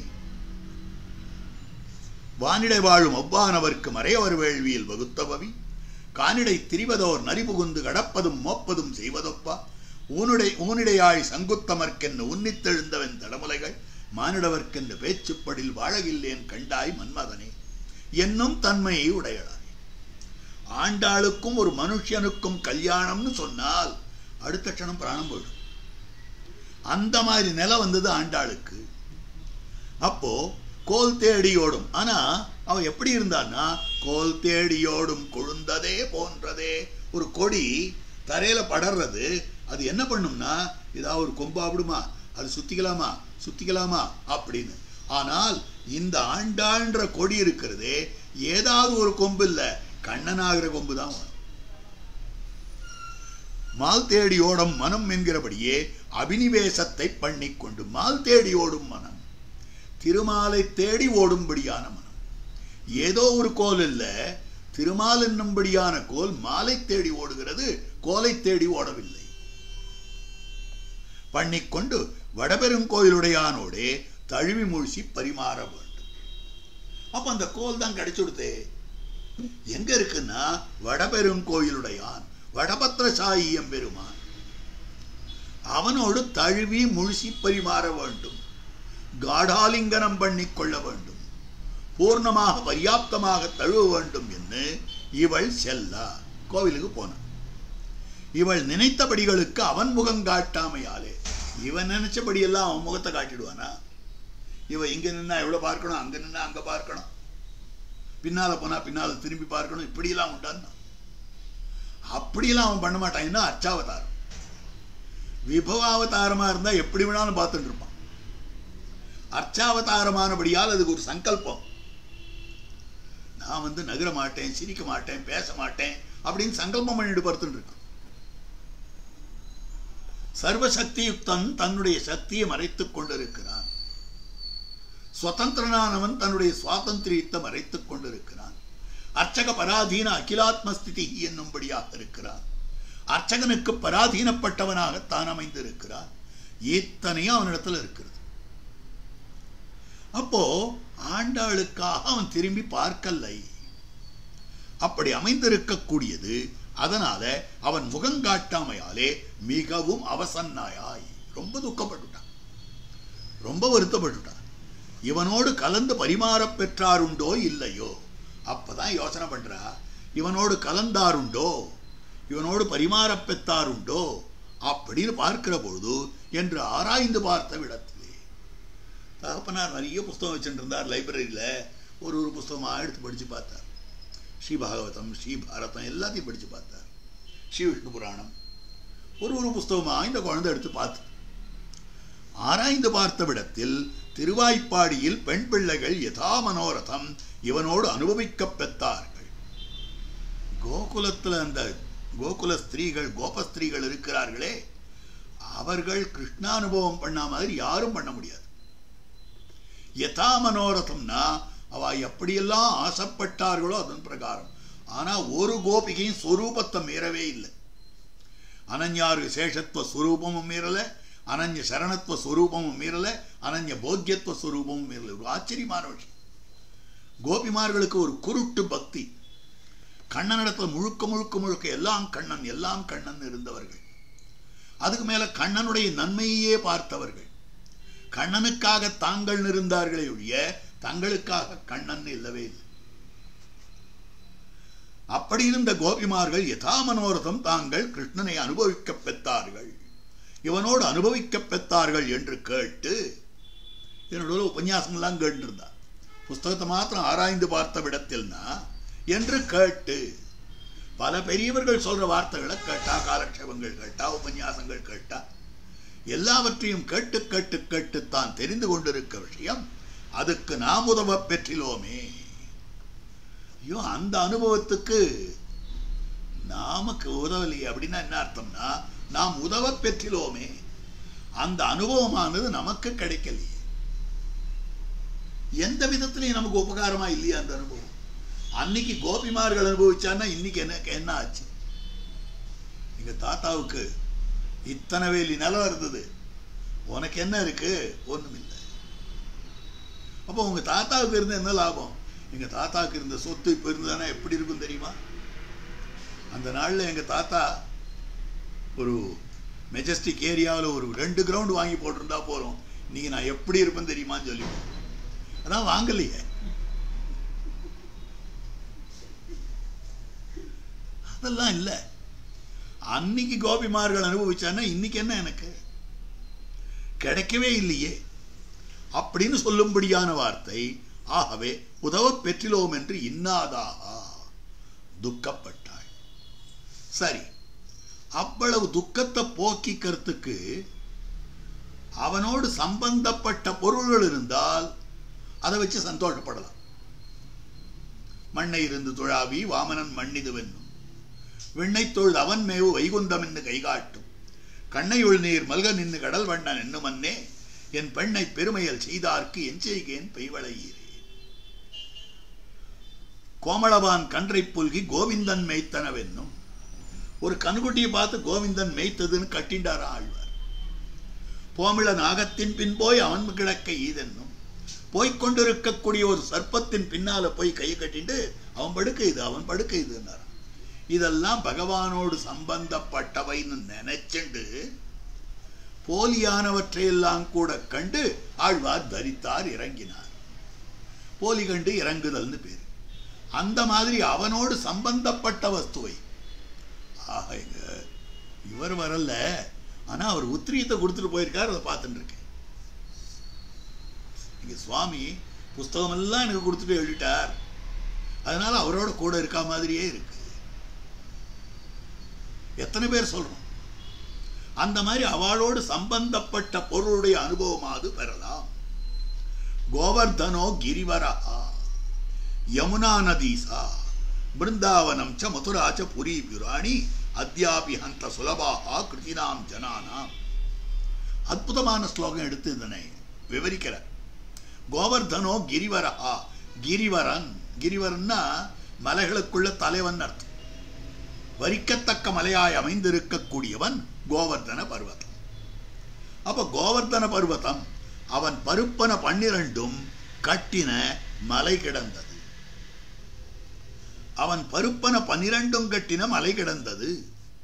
ஆக கோவர்தனோ கிரிவரா, இருக்கிறதுக்குள்ளேயே பெரிதாக அமைந்திருக்கக்கூடிய அந்த கோவர்தன கிரி. அதுல என்ன பண்ணி இருக்கிறான்னால், அவன் என்னென்ன வஸ்துக்கள் உண்டோ அத்தனை அதுக்குள்ள அடக்கி கட்டி வைத்திருந்தான். கோவர்தனத்தை அப்படியே தூக்கினான். தூக்கி பிடித்து விட்டு உள்ளுக்குள்ள எல்லா ஜனங்களும் வந்தார்கள். அந்த ஜனங்களுடைய இயல்பு வாழ்க்கை பாதிக்கப்படவில்லை. சாதாரண நம்ம பக்கங்கள்ல 4 நாள் மழை பெய்தது, இயல்பு வாழ்க்கை பாதிக்கப்பட்டதுன்னு சொல்றார். சம்பர்த்தக மேகங்களை எல்லாம் ஏவி விட்டான் இந்திரன். அப்படி மழை பொழிந்தது. மழை வந்து 7 நாள் பெய்துமா தடுப்பான். 7 நாள் விடாத பெய்ந்தது. அதாவது 24/7 போடுறாளோ இல்லையோ, அந்த 24/7 இதான். 7 நாள் விடாத மழை பெய்தது. அந்த மாதிரி பெய்ததாக அமைந்திருக்கக்கூடியது. ஆனாலும் கூட ஒரு சொட்டு மழை அந்த மலைக்கு கீழே வரல. அது கீழே இருக்கக்கூடிய அந்த கோபியர்களுக்கு ஒரு நாள் அந்த மழையினுடைய பாதிப்பே இல்லை. பாதிப்பு இல்லைன்றது மாத்திரம் இல்லை, அவ ஊர்ல அவ கிரகத்துல எப்படி தாங்கள் இயல்பு வாழ்க்கை வாழ்வர்களோ அதே மாதிரி அவன் காலையில் எழுந்தால் அந்தந்த பெண் பிள்ளை பசு கறக்கிறது அல்லது பால் கடையிறது, அவ வேலை என்னென்ன உண்டோ அதெல்லாம் பார்த்துட்டு இருந்தா. குழந்தைகள் பள்ளிக்கூடம் கூட போயிருப்பான். தூரல் போட்டுதுன்னா கல்லூரிகளுக்கு விடுமுறை, பள்ளிகளுக்கு விடுமுறை விட வேண்டியிருக்க. கண்ணன் அப்படி காப்பாத்திட்டான். அவ்வளவு மழை இருந்தாலும் இந்த மாதிரி பண்ண வேண்டி இருக்கு.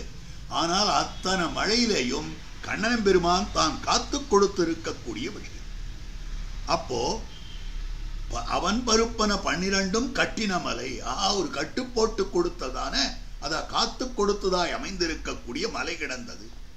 யமுனா நதீசா, அதுக்கு மேல அவனும் பெண்களும் புக்கு கலக்கின நீர் இன்னமும் தெளிந்ததில்லை. அவனும் பெண்களும் குதிச்சு விளையாடினார்கள், ஜலக்கிரீட பண்ணினார்கள். அப்படி இருக்கக்கூடிய நிலையில வல்லவி வதன உச்சிட்ட பவித்ராதர வித்ருமா, கண்ணன் அதுல குதிச்சான். கோபிமார்கள் குதிச்சா. கோபிமார்கள் வாயில ஜலத்தை எடுத்துன்னு கண்ணன் மேல உமிழ்ந்தா. கண்ணன் வாயில ஜலத்தை எடுத்து கோபிமார்கள் மேல உமிழ்ந்தான். இப்படி விளையாடி இருக்கா. அந்த மாதிரி விளையாடி இருக்கக்கூடிய, அதனால என்ன ஆச்சுன்னா கீழ் மேலாக கலக்கினார்கள். அந்த கலங்கி போன அந்த காளிந்தி இன்னும் தெளியலை. அந்த யமுனா நதியானது இன்னும் தெளிந்ததில்லை. மஞ்சளும் குங்குமாதிகளும் இப்போதும் காணலாம். கோபிமார்கள் தீர்த்தமாடினாலும் இல்லையோ, அப்போ முதல் நாள் அவ திருமேனியில பூச்சுக்கள் எல்லாம் போட்டு இருந்தாங்கன்னா, குங்கும பூச்சுக்கள்னா குங்கும பூவை குழைச்சி போட்டுக்கிறது, அதாவது க்ளோயிங் ஃபேஸ் அப்படின்னு எல்லாம் சொல்றாள், என்ன பளபளன்னு இருக்கணும்ன்றதுக்கு. அந்த மாதிரி பூச்சுக்கள் எல்லாம் தீர்த்தமாடினா போயிடும் அதெல்லாம். அதனால அது மொத்தம் போச்சான். குங்கும கொலைத்தலை தெரித்திழிந்த குங்கும குழம்பினோடு கொங்கலர்ந்த மலர்குழலார் கொங்கை தோய்ந்த குங்குமத்தின் குழம்பளைந்த கோலந்தன்னால் செங்கலங்கள் வெண்மலர் மேல் தவிழ்நாங்கூர் திருத்தெத்தி அம்பலத்தின் செங்கண்மாலே. திருத்தெற்றி அம்பலம் திவிதேசம். அந்த திவிதேசத்துல நதி அந்த இடத்துல இருக்கக்கூடிய நதியில தீர்த்தம் ஆடுகிறார்கள் அந்த பெண் பிள்ளைகள். அவ திருமேனியில பூசிக்கொண்டிருக்கக்கூடியதாய் அமைந்திருக்கிற விசேஷமான குங்குமம் சாந்து இதெல்லாம் அது என்ன ஆறுதுன்னா, முதல் நாள் பூசிக்கொண்டிருந்தது அன்னைக்கு தீர்த்தம் ஆடினா அது மொத்தம் ரெசிடியூவா படிஞ்சு நீள கரையில வந்தது. செங்கலங்கள் வெண்மணல் மேல் தவழுனான். சிவந்த கலங்கள் அங்கங்க சிகப்பா இருக்குன்னா அவன் உடம்புல போடுது. அந்த மாதிரி இருக்கக்கூடியதுன்னு சொன்னால் இந்த இடத்துல அந்த பெண்கள் திருமேனியிலே சாத்திக் கொண்டதாய் அமைந்திருக்கக்கூடிய அப்படிப்பட்ட சந்தனமும் குங்குமமாக தாங்கள் அந்த இடத்துல கலங்கி கிடக்கிறதாம். அதைத்தான் மஞ்சளும் குங்குமாதிகளும் இப்போதும் காணலாம். அவ மஞ்சள் பூசி குளிச்சிருப்பாள் இல்லையோ, குங்குமப்பூவெல்லாம் இருக்குமோ இல்லையோ, அது மொத்தம் இப்பவும் பார்க்கலாம் அப்படின்னு சொன்னார்கள். இப்பொழுதும் காணலாம். உடனே ஒரு ஐதிஹ்யம் காட்டுறார். ஸ்ரீவில்லிபுத்தூர்ல ஆண்டாள் நோன்பு நோற்றாள். ஸ்ரீவில்லிபுத்தூர்ல யமுனை இல்லையேன்னு பார்த்தா அங்கிருந்த திருமுக்குளம், பெரிய குளம், அந்த திருமுக்குளத்துக்கு போய் தான் ஸ்ரீவில்லிபுத்தூர்ல மற்ற பெண்களோட சேர்ந்து தீர்த்தமாடி இருக்கிறாள் ஆண்டாள். அனந்தாழ்வான் எம்பெருமானார் எல்லாருமாக ஸ்ரீவில்லிபுத்தூர் சேவிக்கிறார்கள். அப்ப திருமுக்குளத்துக்கு போனோம். சரி, எல்லாரும் போனா தீர்த்தமாடி திருப்பரிவட்டங்கள்லாம் சாத்தினுட்டா. எல்லாரும் கரையில திருமண்காப்ப சாத்தினுட்டா. இந்த அனந்தாழ்வான் எழுந்தே வரல. குதிக்கிறார், உள்ள போறார், மேல வரார், கையில் எடுத்து இப்படி பார்க்கார், போடுறார், திரும்பி குதிக்கிறார், மேல வரார், கையில் எடுத்து பார்க்கார், போடுறார். இப்படியே பண்ணிட்டு இருந்தார். என்ன இந்த மாதிரி பண்ணிட்டு இருக்கீரே அப்படின்னு கேட்டா, ஆண்டாள் இங்கதானே தீர்த்தமாடினா. ஆமா, தீர்த்தமாடி மஞ்சத்தை வச்சு குளிச்சிருப்பாள் இல்லையோ. ஆமா. அப்ப அந்த மஞ்ச கிழங்கு 1-2 கிடைக்குமா, அது பிரசாதமானு பாக்குறேன். ஆண்டாள் தீர்த்தமாடின மஞ்சள் கிழங்கு 1-2 கிடைக்குமோன்னு, பிரசாதமாக கிடைக்குமோன்னு பார்க்கிறேன். அப்பெண் பிள்ளைகள் குளித்ததொரு மஞ்சள் குழுந்தாகிலும் கிடக்குமா கருதிக்கான் என்றார். அப்போ அது இருக்குமான்னு இவர் பார்த்தார். அது என்னைக்கோ நடந்தது, இன்னைக்கு பார்த்தார். அப்ப அதுக்கு முன்னால நடந்தது கோபிமார்கள் தீர்த்தமாடினதான அந்த மஞ்சளும் குங்குமமும் யமுனா நதியில இன்னும் கலங்கி கிடக்கிறதுன்னு அர்த்தம். அப்போ யமுனா நதி அந்த யமுனா நதி பிருந்தாவனம் இதெல்லாம் கண்ணன் பெருமானோடு இருக்கக்கூடிய சம்பந்தத்துக்கு அதாவது அண்மையாக இருக்கிறது. அதனால கண்ணன் பெருமான் பிரிவை போக்கும்ன்றதுக்காக சொல்றது. பிருந்தாவனம் அவனாலும் பெண்களாலும் பருத்திப்பட்ட 12 பட்ட ஸ்ரீ பிருந்தாவனத்தில் எவ்வளவு பாடு. அவனும் பெண்களும் பிருந்தாவனத்தை அதம் பண்ணியிருக்க, அப்படி தாங்கள் வதம் பண்ணினா போல பண்ணியிருக்கிறார்கள். அவ்வளவு விளையாடி இருக்க. ஸ்ரீ பிருந்தாவனத்தில் திருக்குறவை கோத்த அடிச்சுவடும் இன்னும் அழிந்ததில்லை. அந்த எம்பெருமான் ராசக்கிரீட பண்ணினான், திருக்குறவை கோத்தான். திருக்குறவைனா குறவை ஆய்ச்சியரோடு கோத்ததும். அங்கனாம் அங்கனாம் அந்தரே மாதவா மாதவம் மாதவம் ச அந்தரேணாங்கனா இத்தமா கல்பித்தே மண்டலே மத்தியகா சஞ்சகவ் வேணுனா தேவகி நந்தனா. ஒரு கோபி ஒரு கிருஷ்ணன், ஒரு கோபி ஒரு கிருஷ்ணன், இப்படியாக 5 லட்சம் குடியிலே இருந்த பெண்கள் அத்தனை பேரோடையும் 5 லட்சம் ரூப வரிகிரகம் பண்ணிக்கொண்டு எம்பெருமான் அந்த இடத்திலே பெரியதான ராசக்கிரீடை, பூர்ணமான பகவத் அனுபவ ரசத்தோடு கூடினதோ அது ராசக்கிரீடை. அப்படிப்பட்ட ராசக்கிரீடையை எம்பெருமான் தான் ஆடியிருக்கிறான் அப்படின்னு காட்டப்பட்டு இருக்கிறது. ஆகவே ஒரு கோபி ஒரு கிருஷ்ணன் என்று குறவை துவரைகளில் வடிவு கொண்ட சபலனுக்கு தேகதோஷம் அறிவித்து. அப்ப இந்த கோபிமார்களுடைய திருமேனியில எவ்வளவு ஆசை. ஒரு அடியவனுடைய சரீரத்துல எம்பெருமான் எவ்வளவு ஆசை வைக்கிறான் தெரியுமா. ஒரு சேத்தனன் ஜீவாத்மா, அந்த ஜீவாத்மா மகா ஞானியாக இருக்கிறான். அந்த ஞானியை விக்கிரகத்தோட ஆதரிக்கும். வேர் சூடுவார் மண்பற்று கழற்றாதா போலேன்னு காட்டுறார். குருவேர் முதலானவற்றை சூடுமவர்கள் அதில் இருக்கக்கூடிய மண்ணை உதிர்க்க மாட்டார்கள், அப்படியே எடுத்து தலையில வச்சுட்டு. அந்த மாதிரி இந்த ஞானியினுடைய ஞான பரிமளம் மிக்கிருக்கும்படியான இந்த சரீரத்தோடையே பகவான் நம்மை, அதாவது இந்த ஞானியை அனுபவிக்க ஆசைப்படுகிறார். அதனால ஆழ்வாரையும் கூட திருமேனியோடையே அழைத்துக் கொண்டு செல்ல வேண்டும் என்று பார்த்தார். ஆழியான் அருள் தருவான் அமைகின்றான், அது நமது விதிவகையே. எம்பெருமான் சௌசீல்யத்தை காட்டி ஆழ்வீர் வாரும் இந்த உடம்போட அழைச்சிட்டு போறேன்னு சொன்னான். அப்ப பார்க்கிற போது ஒரு ஞானியனுடைய திருமேனியில அவ்வளவு ஆசை. அது எங்க தெரியுதுன்னா, குறவையில் வடிவு கொண்ட சபலன். கோபிமார்கள் எவ்வளவு பெரிய ஞானிகள்.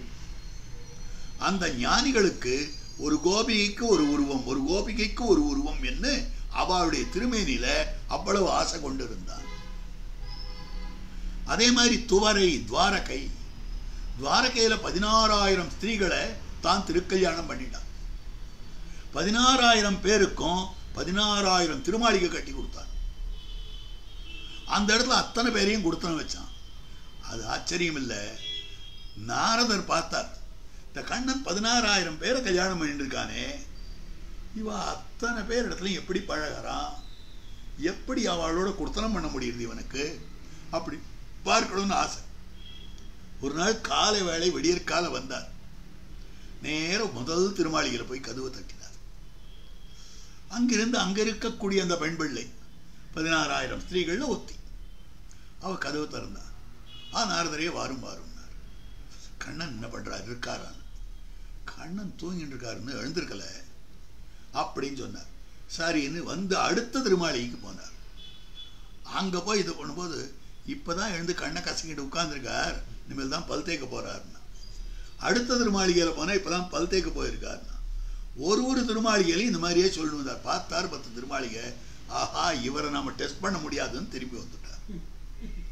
அப்போ 16,000 பெண்களுக்கு 16,000 ரூப பரிகிரகம் பண்ணிக்கொண்டு கண்ணன் பெருமான் தான் இருந்தான்.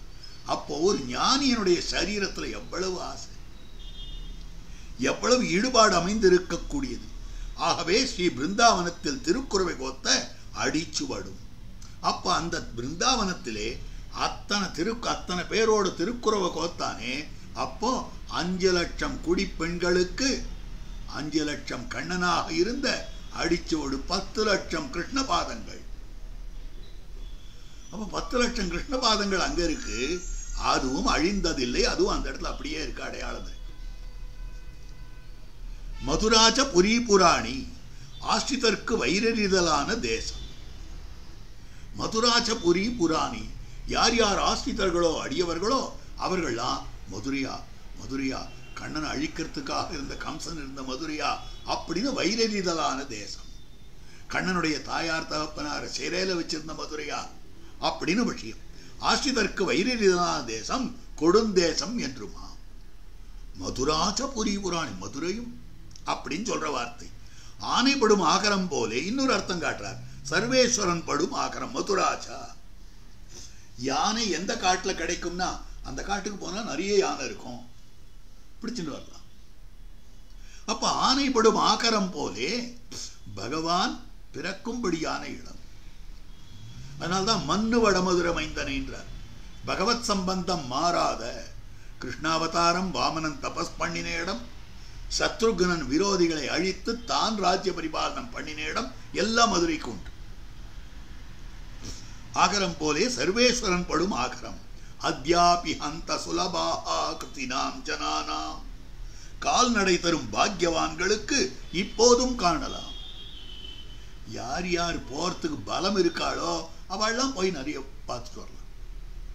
யார் யாருக்கு கால்நடை தருகிறதோ அவர்கள் எல்லாம் இப்பொழுதும் போய் சேவித்து விட்டு வரலாம் அப்படின்னு சொல்லக்கூடியதாக அமைந்திருக்கிறது. இப்போதும் காணலாம் கிடையாது. வைலட்சண்யத்துக்கு திருஷ்டாந்தம் தேகாத்மாபிமானத்துக்கும் கூனியும் கைகேயும், தார்மிகத்துவத்துக்கு சக்கரவர்த்தி, ஆத்ம ஞானத்துக்கு வசிஷ்டாதிகள், கைங்கரியத்துக்கு இளைய பெருமாள், பாரதந்திரியத்துக்கு ஸ்ரீ பரதாழ்வான், பாகவத பாரதந்திரியத்துக்கு ஸ்ரீ சத்ருக்னாழ்வான், இளைய பெருமாள் படி ஆழ்வார்களது, ஸ்ரீ பரதாழ்வான் படி பெரியாழ்வாரது, ஸ்ரீ சத்ருக்னாழ்வான் படி ஆண்டாளது. அழகான பங்கிகள். வைலட்சண்யம் சிறப்பு. ஒவ்வொருத்தருக்கும் ஒரு சிறப்பு இருக்கும். ஒருத்தரை விட இன்னொருத்தர் சிறந்தவர், அவரை விட மற்றொருத்தர் சிறந்தவர், அவரை விட மற்றொருத்தர் சிறந்தவர் அப்படின்னு சிறப்புகள்ல வேறுபாடு காட்டப்படும். அப்போ யாரை விட யார் சிறந்தவர்கள்னா தேகாத்மாபிமானிகளை விட தார்மிகன் சிறந்தவன். தேகாத்மாபிமானிகள் தேகமே ஆத்மா. யாருன்னா 2 பேர் ராமாயண புருஷால காட்டணும். ஒருத்தி கூனி, மற்றொருத்தி கைகேயி. கூனிக்கு எங்க எஜமானி ராஜமாதாவாக இருக்க வேண்டும், அது கூனிக்கு ஆசை. ராஜாவினுடைய தாயார் எனக்கு எஜமானினா எனக்கு இந்த அரண்மனையில இல்லாத செலவு கிடையாது, எங்க வேணாலும் நான் எப்படி வேணாலும் போகலாம். ஒரு ராஜமாதாவினுடைய வேலைக்காரி எங்க வேணாலும் போகலாம் அப்படின்னு. அடுத்தது, என்னுடைய பையன் அரசனாக இருக்க வேண்டும், அது கைகேயி.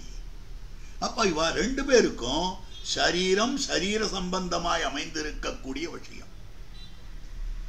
ஆகவே தேகாத்மாபிமானம், அதுக்கு கூனியும் கைகேயும். அடுத்தது தார்மிகத்துவத்துக்கு சக்கரவர்த்தி. தார்மிகன் தர்மத்தை பற்ற வேண்டும், சத்தியவாக்கிய தர்மத்தை பற்ற வேண்டும், வேற எதுவுமே வேண்டாம் அப்படின்னு சத்தியவாக்கியத்துக்காக பெருமாள் விட்டாங்க. அதனால் தார்மிகத்துவத்துக்கு சக்கரவர்த்தி அந்த தசரத சக்கரவர்த்தி. ஆத்ம ஞானத்துக்கு வசிஷ்டாதிகள். ஆத்மா தனிப்பட்டது, சரீரத்தை விட வேறுபட்டது அப்படின்றத உணர்ந்த ஞானத்துக்கு வசிஷ்டர், விஸ்வாமித்திரர், வாமதேவர் முதலானவர்கள். சரி, இதெல்லாம் விட இந்த ஆத்ம ஞானத்தை ஞானம் கொண்டிருந்தால் நம்முடைய ஆனந்தத்துக்காக, அப்படியல்லாமல் அவனுக்கு தொண்டு செய்துதான் பரமப்பிராபியம் அப்படின்றது ஒரு விசேஷம், ஒரு சிறப்பு.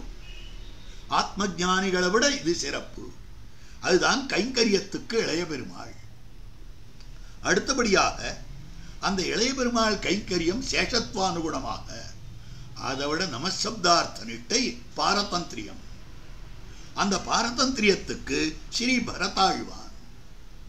பரதாழ்வானாக அமைந்திருக்கிறார். பாகவத பாரதந்திரியத்துக்கு ஸ்ரீ சத்ருக்னாழ்வான். அந்த பாரதந்திரியம், அந்த சேஷத்துவம் எல்லாம் பாகவதர்கள் விஷயத்திலே வர வேண்டும்ன்றதுக்கு ஸ்ரீ சத்ருக்னாழ்வானை எடுத்துக்கொள்ள வேண்டும். வரிசையா பாருங்க. தேகாத்மாபிமானிகள், தார்மிகத்துவம், ஆத்மஸ்வரூபம் கைவந்திருக்கும் அவர்கள், அதுக்கு மேல கைங்கரிய நிஷ்டர்கள், அதாவது சேஷத்துவ நிஷ்டர்கள், பாரதந்திரிய நிஷ்டர்கள், பாகவத பாரதந்திரிய நிஷ்டர்கள். இந்த மாதிரி பார்க்க வேண்டும் அப்படின்னு சொல்லப்பட்டது. அப்போ இதுல மற்றதுக்கெல்லாம் திருஷ்டாந்தம் வேண்டாம்.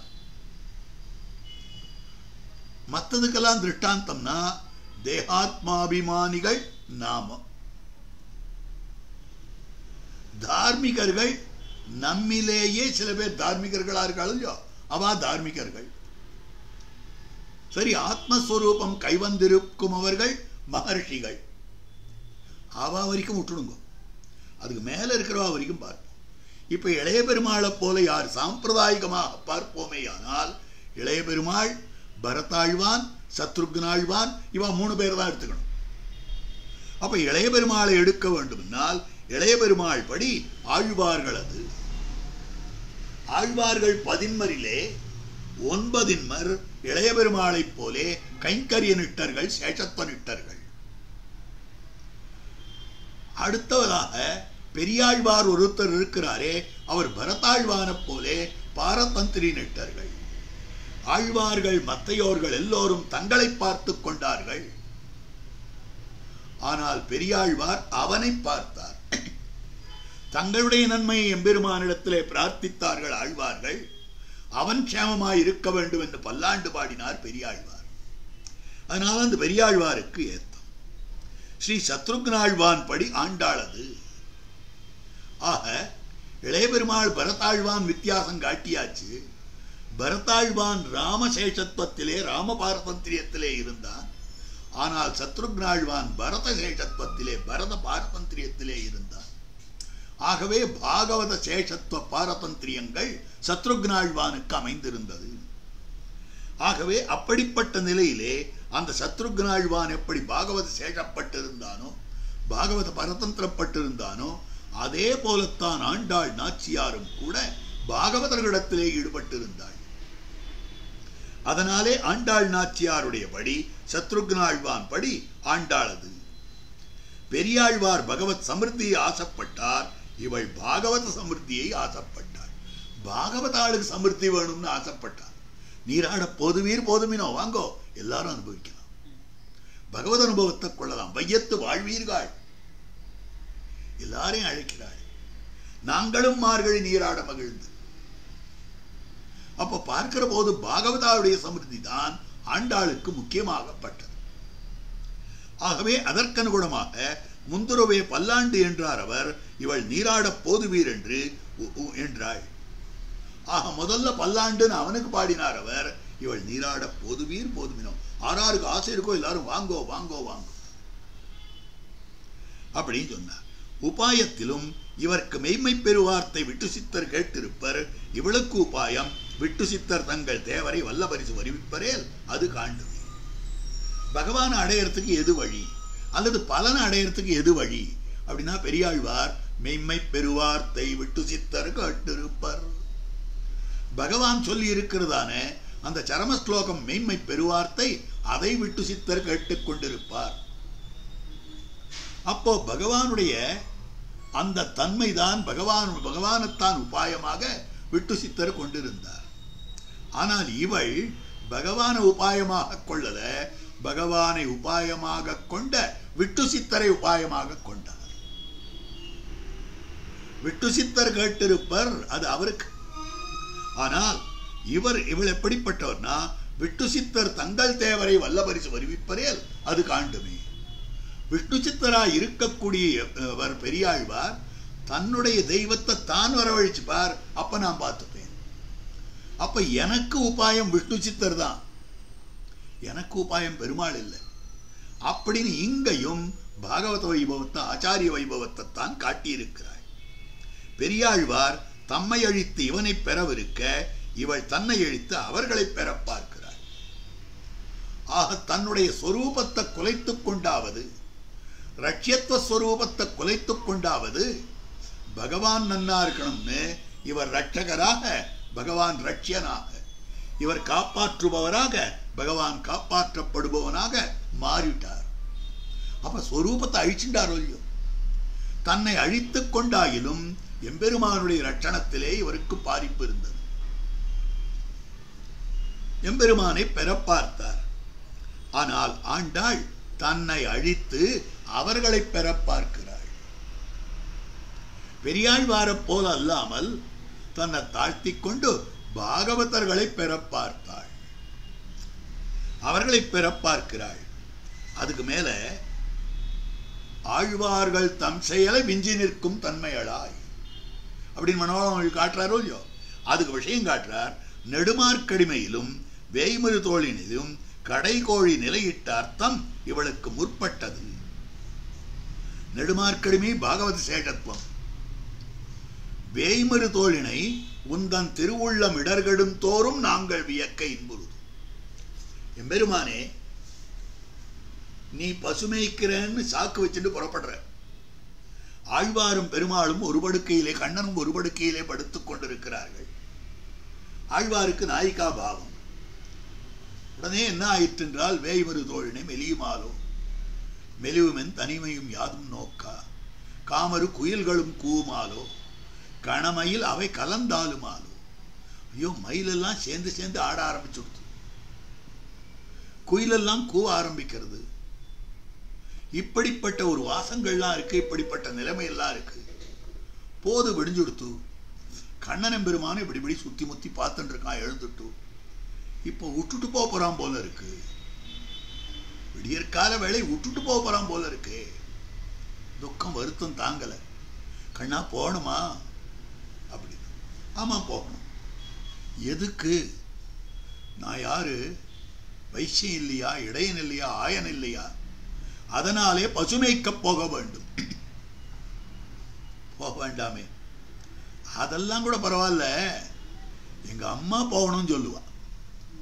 யசோத கம்பளியை வச்சுட்டு இருந்தா போ பசுமை வச்சுடுவான்னு சொல்லுவேன். நான் கம்பளியை பின்னால போத்துட்டு ஓடணும். அதுக்கு தான் எழுந்தேன்.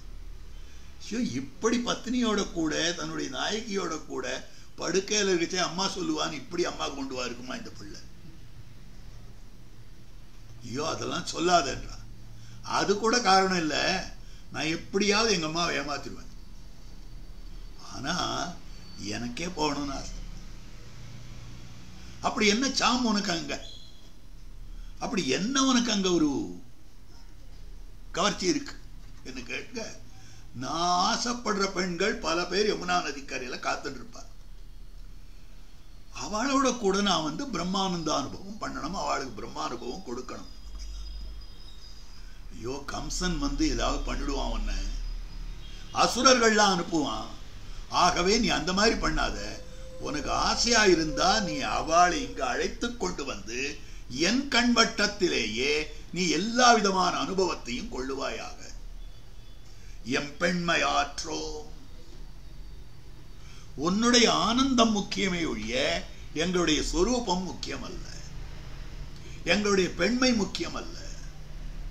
நீ என்னெதிரிலேயே மற்றொரு பெண் பிள்ளையினிடத்திலே ஈடுபட்டாலும் கூட நாங்கள் அதனாலே வைமனசியம் கொள்ள மாட்டோம் அப்படின்னு ஆழ்வார் காட்டுறார். அப்போ இந்த அர்த்தம் ஆண்டாளுக்கு முதல்லயே வந்துடுத்தே. பாகவதர்கள் பிராபியம் நெடுமார்க்கடிமை.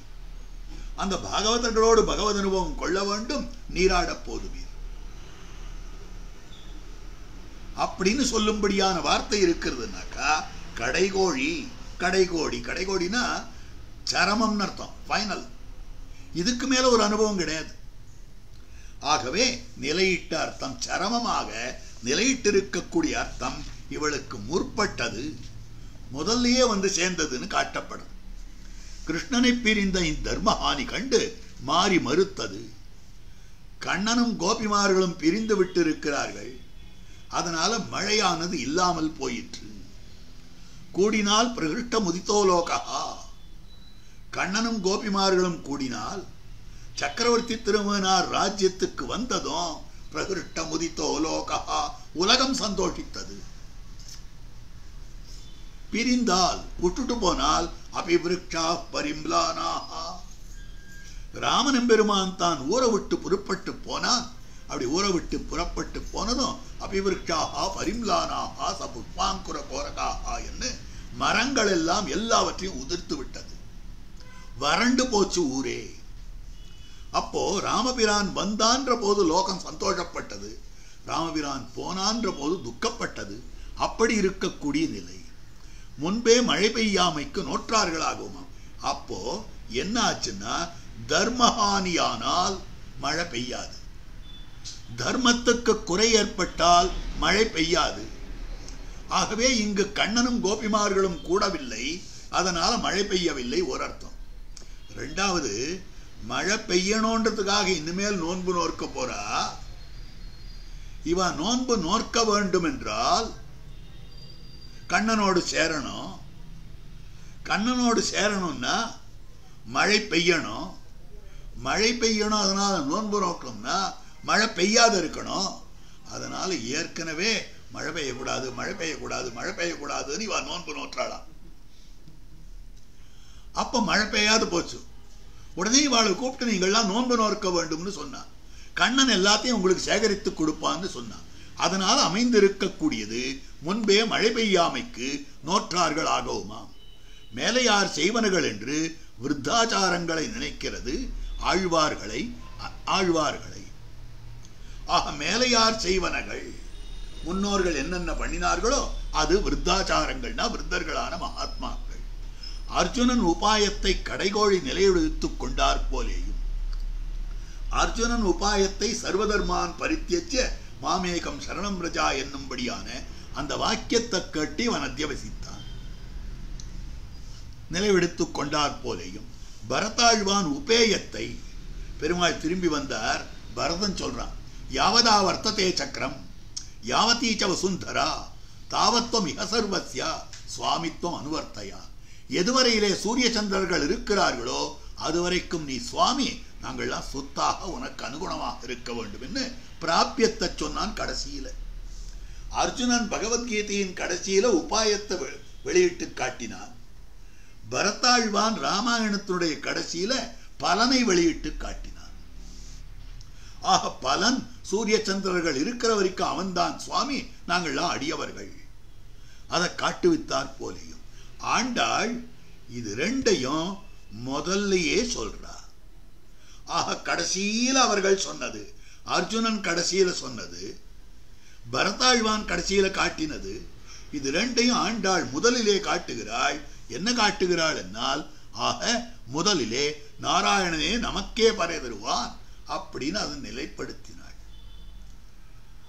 அப்படி நிலைப்படுத்தி நாராயணனே நமக்கே பறை தருவான், தருவான்றதுனால உபாயம், பறைன்றதுனால பலன், இது ரெண்டையும் காட்டினாள். ஆகவே ஆனால் நமக்கே பறை தருவான்னு சொன்னபடியாலே உபாயத்தை ஆண்டாள் முதல்ல காட்டினாள். அர்ஜுனன் கடைசியில காட்டின உபாயத்தை ஆண்டாள் முதலிலே காட்டினாள். பரதன் கடைசியில காட்டினதா இருக்கக்கூடிய பலனை ஆண்டாள் கடைசியில காட்டினாள். உனக்கே நாம் ஆட்செய்வோம் என்று. கண்ணா, உனக்கே நாங்கள் கைங்கரியம் பண்ண பெறுபவர்கள் ஆக வேண்டும் அப்படின்னு காட்டினாள். நிலையிட்டு நடுவே தேக யாத்திரைக்கு உடலாக்கி விடுகிறாள். நடுவுல பொதுபோக்குறதுக்கு உடல். ஆரம்பத்துல உபாயம், கடைசியில உபேயம், நடுவுல பொதுபோக்கு அப்படின்னு இப்படி ஒரு அர்த்தம் காட்டி இருக்கக்கூடிய நிலை. வில்லிபுத்தூர் உறைவான் தன் பொன்னடி காண்பது ஒரு ஆசையினால் என் பொறுகையில் கண்ணினை துஞ்சா என்பான் என்னென்னில். வில்லிபுத்தூர்ல ஸ்ரீவில்லிபுத்தூர்ல இருக்கக்கூடிய அந்த பெருமாளை சேவிக்க முடியாத நான் தூங்கவே இல்லைன்றாலே போய் சேவிக்க வேண்டியதானே இவள் அப்படின்னு கேள்வி கேட்டா, சத்பிரகிருதியாகையாலே காணில் மோகிக்கும். ஐயோ, அத்தனை பக்தியோடு இருக்கா, வடபெருங்கோயிலுடையான பார்த்தாலே ஆனால் இவள் மோகிச்சு விழுந்துருவா அப்படின்னு சொல்லிட்டு அங்க கோவிலுக்குள்ள போகாதபடி பார்த்துட்டு இருந்தாள். பாரு பாரு பாரு, எங்கேயாவது ஆண்டாள் கோவிலுக்குள்ள போயிட்டு போறா அப்படின்னு சொல்லுவார்கள். மயர்வர மதிலம் அருளப் பெற்ற போதே பிராபிய பிராபகங்கள் அவனே என்று நினைவிட்டிருப்பார்கள்.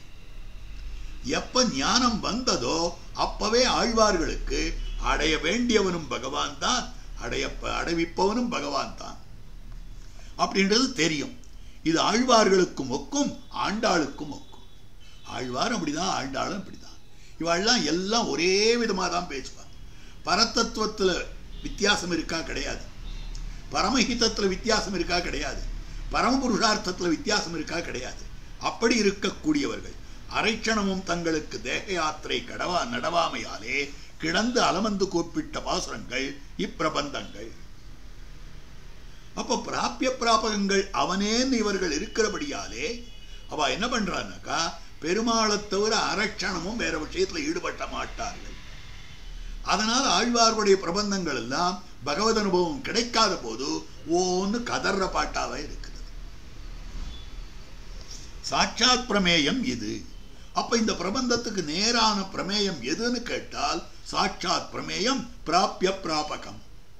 அப்ப திருப்பாவையில முக்கியமான கருத்து எதுன்னா, அடைய வேண்டியது இது, அதை அடைவிக்கிறது இது. அடைய வேண்டியவன் பகவான், அடைவிப்பவன் பகவான். அந்த அர்த்தம் தான் காட்டுகிறார்கள்.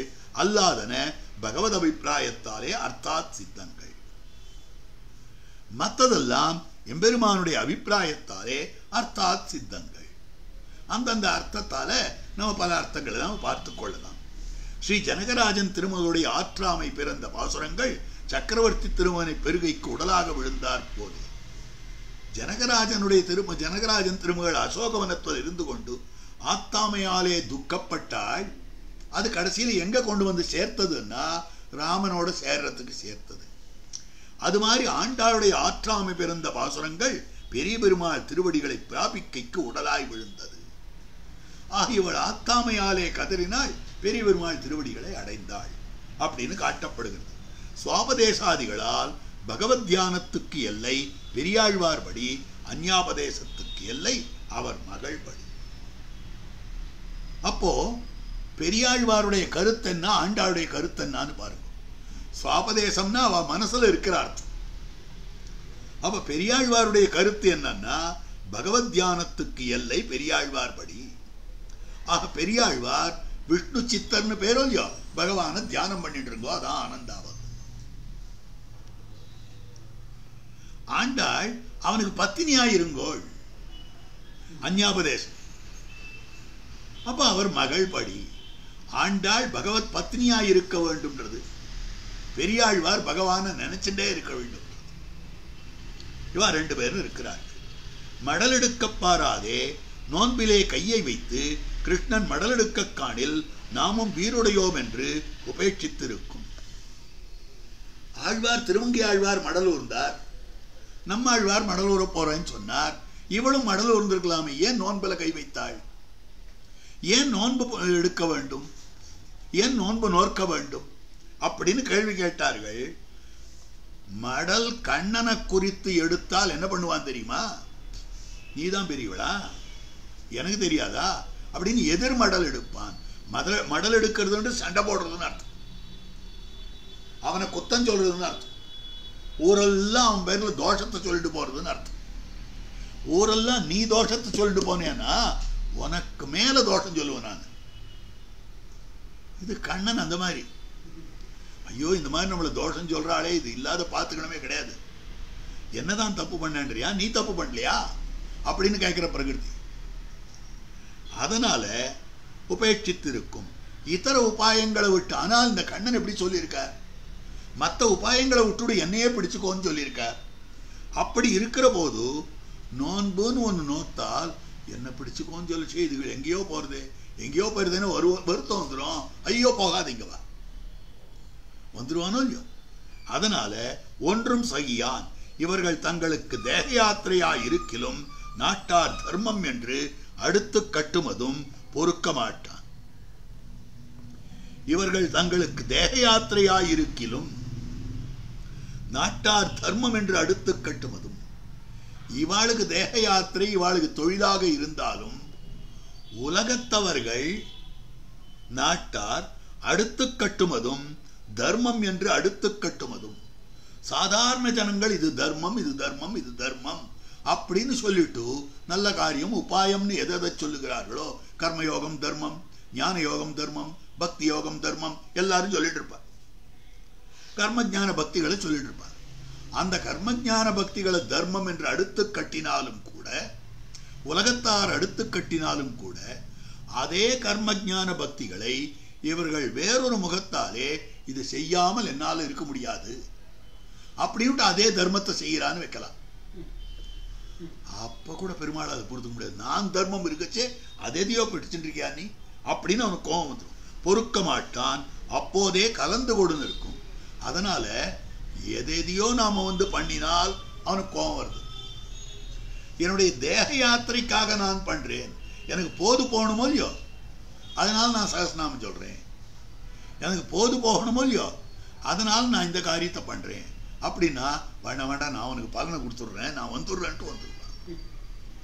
அவன் அந்த அளவுக்கு கூட உபாயாந்தர சம்சர்க்கத்தை பொறுக்க மாட்டான் அப்படின்னு சொல்லும்படியான விஷயமாக காட்டப்பட்டிருக்கிறது. ஆழ்வார்களுடைய பக்தியை உபாயமாக்க கூடாது, இதான் விஷயம். பக்தி ஆழ்வார்களுக்கு தேக யாத்ரா சேஷம். நாமெல்லாம் சரணாகதி பண்ணோம், ஆழ்வாரும் சரணாகதி பண்ணார். ஆழ்வார் பக்தரா சரணாகதி நிட்டரான்னு கேட்டார். ஆழ்வார் சரணாகதி நிட்டர் தான். அப்போ பக்தி என்னத்துக்கு? நாமெல்லாம் சரணாகதி பண்ண முடியும். ஆமா, சரணாகதி பண்ணிட்டோன்றதுக்காக சாப்பிடாத இருக்குமோ?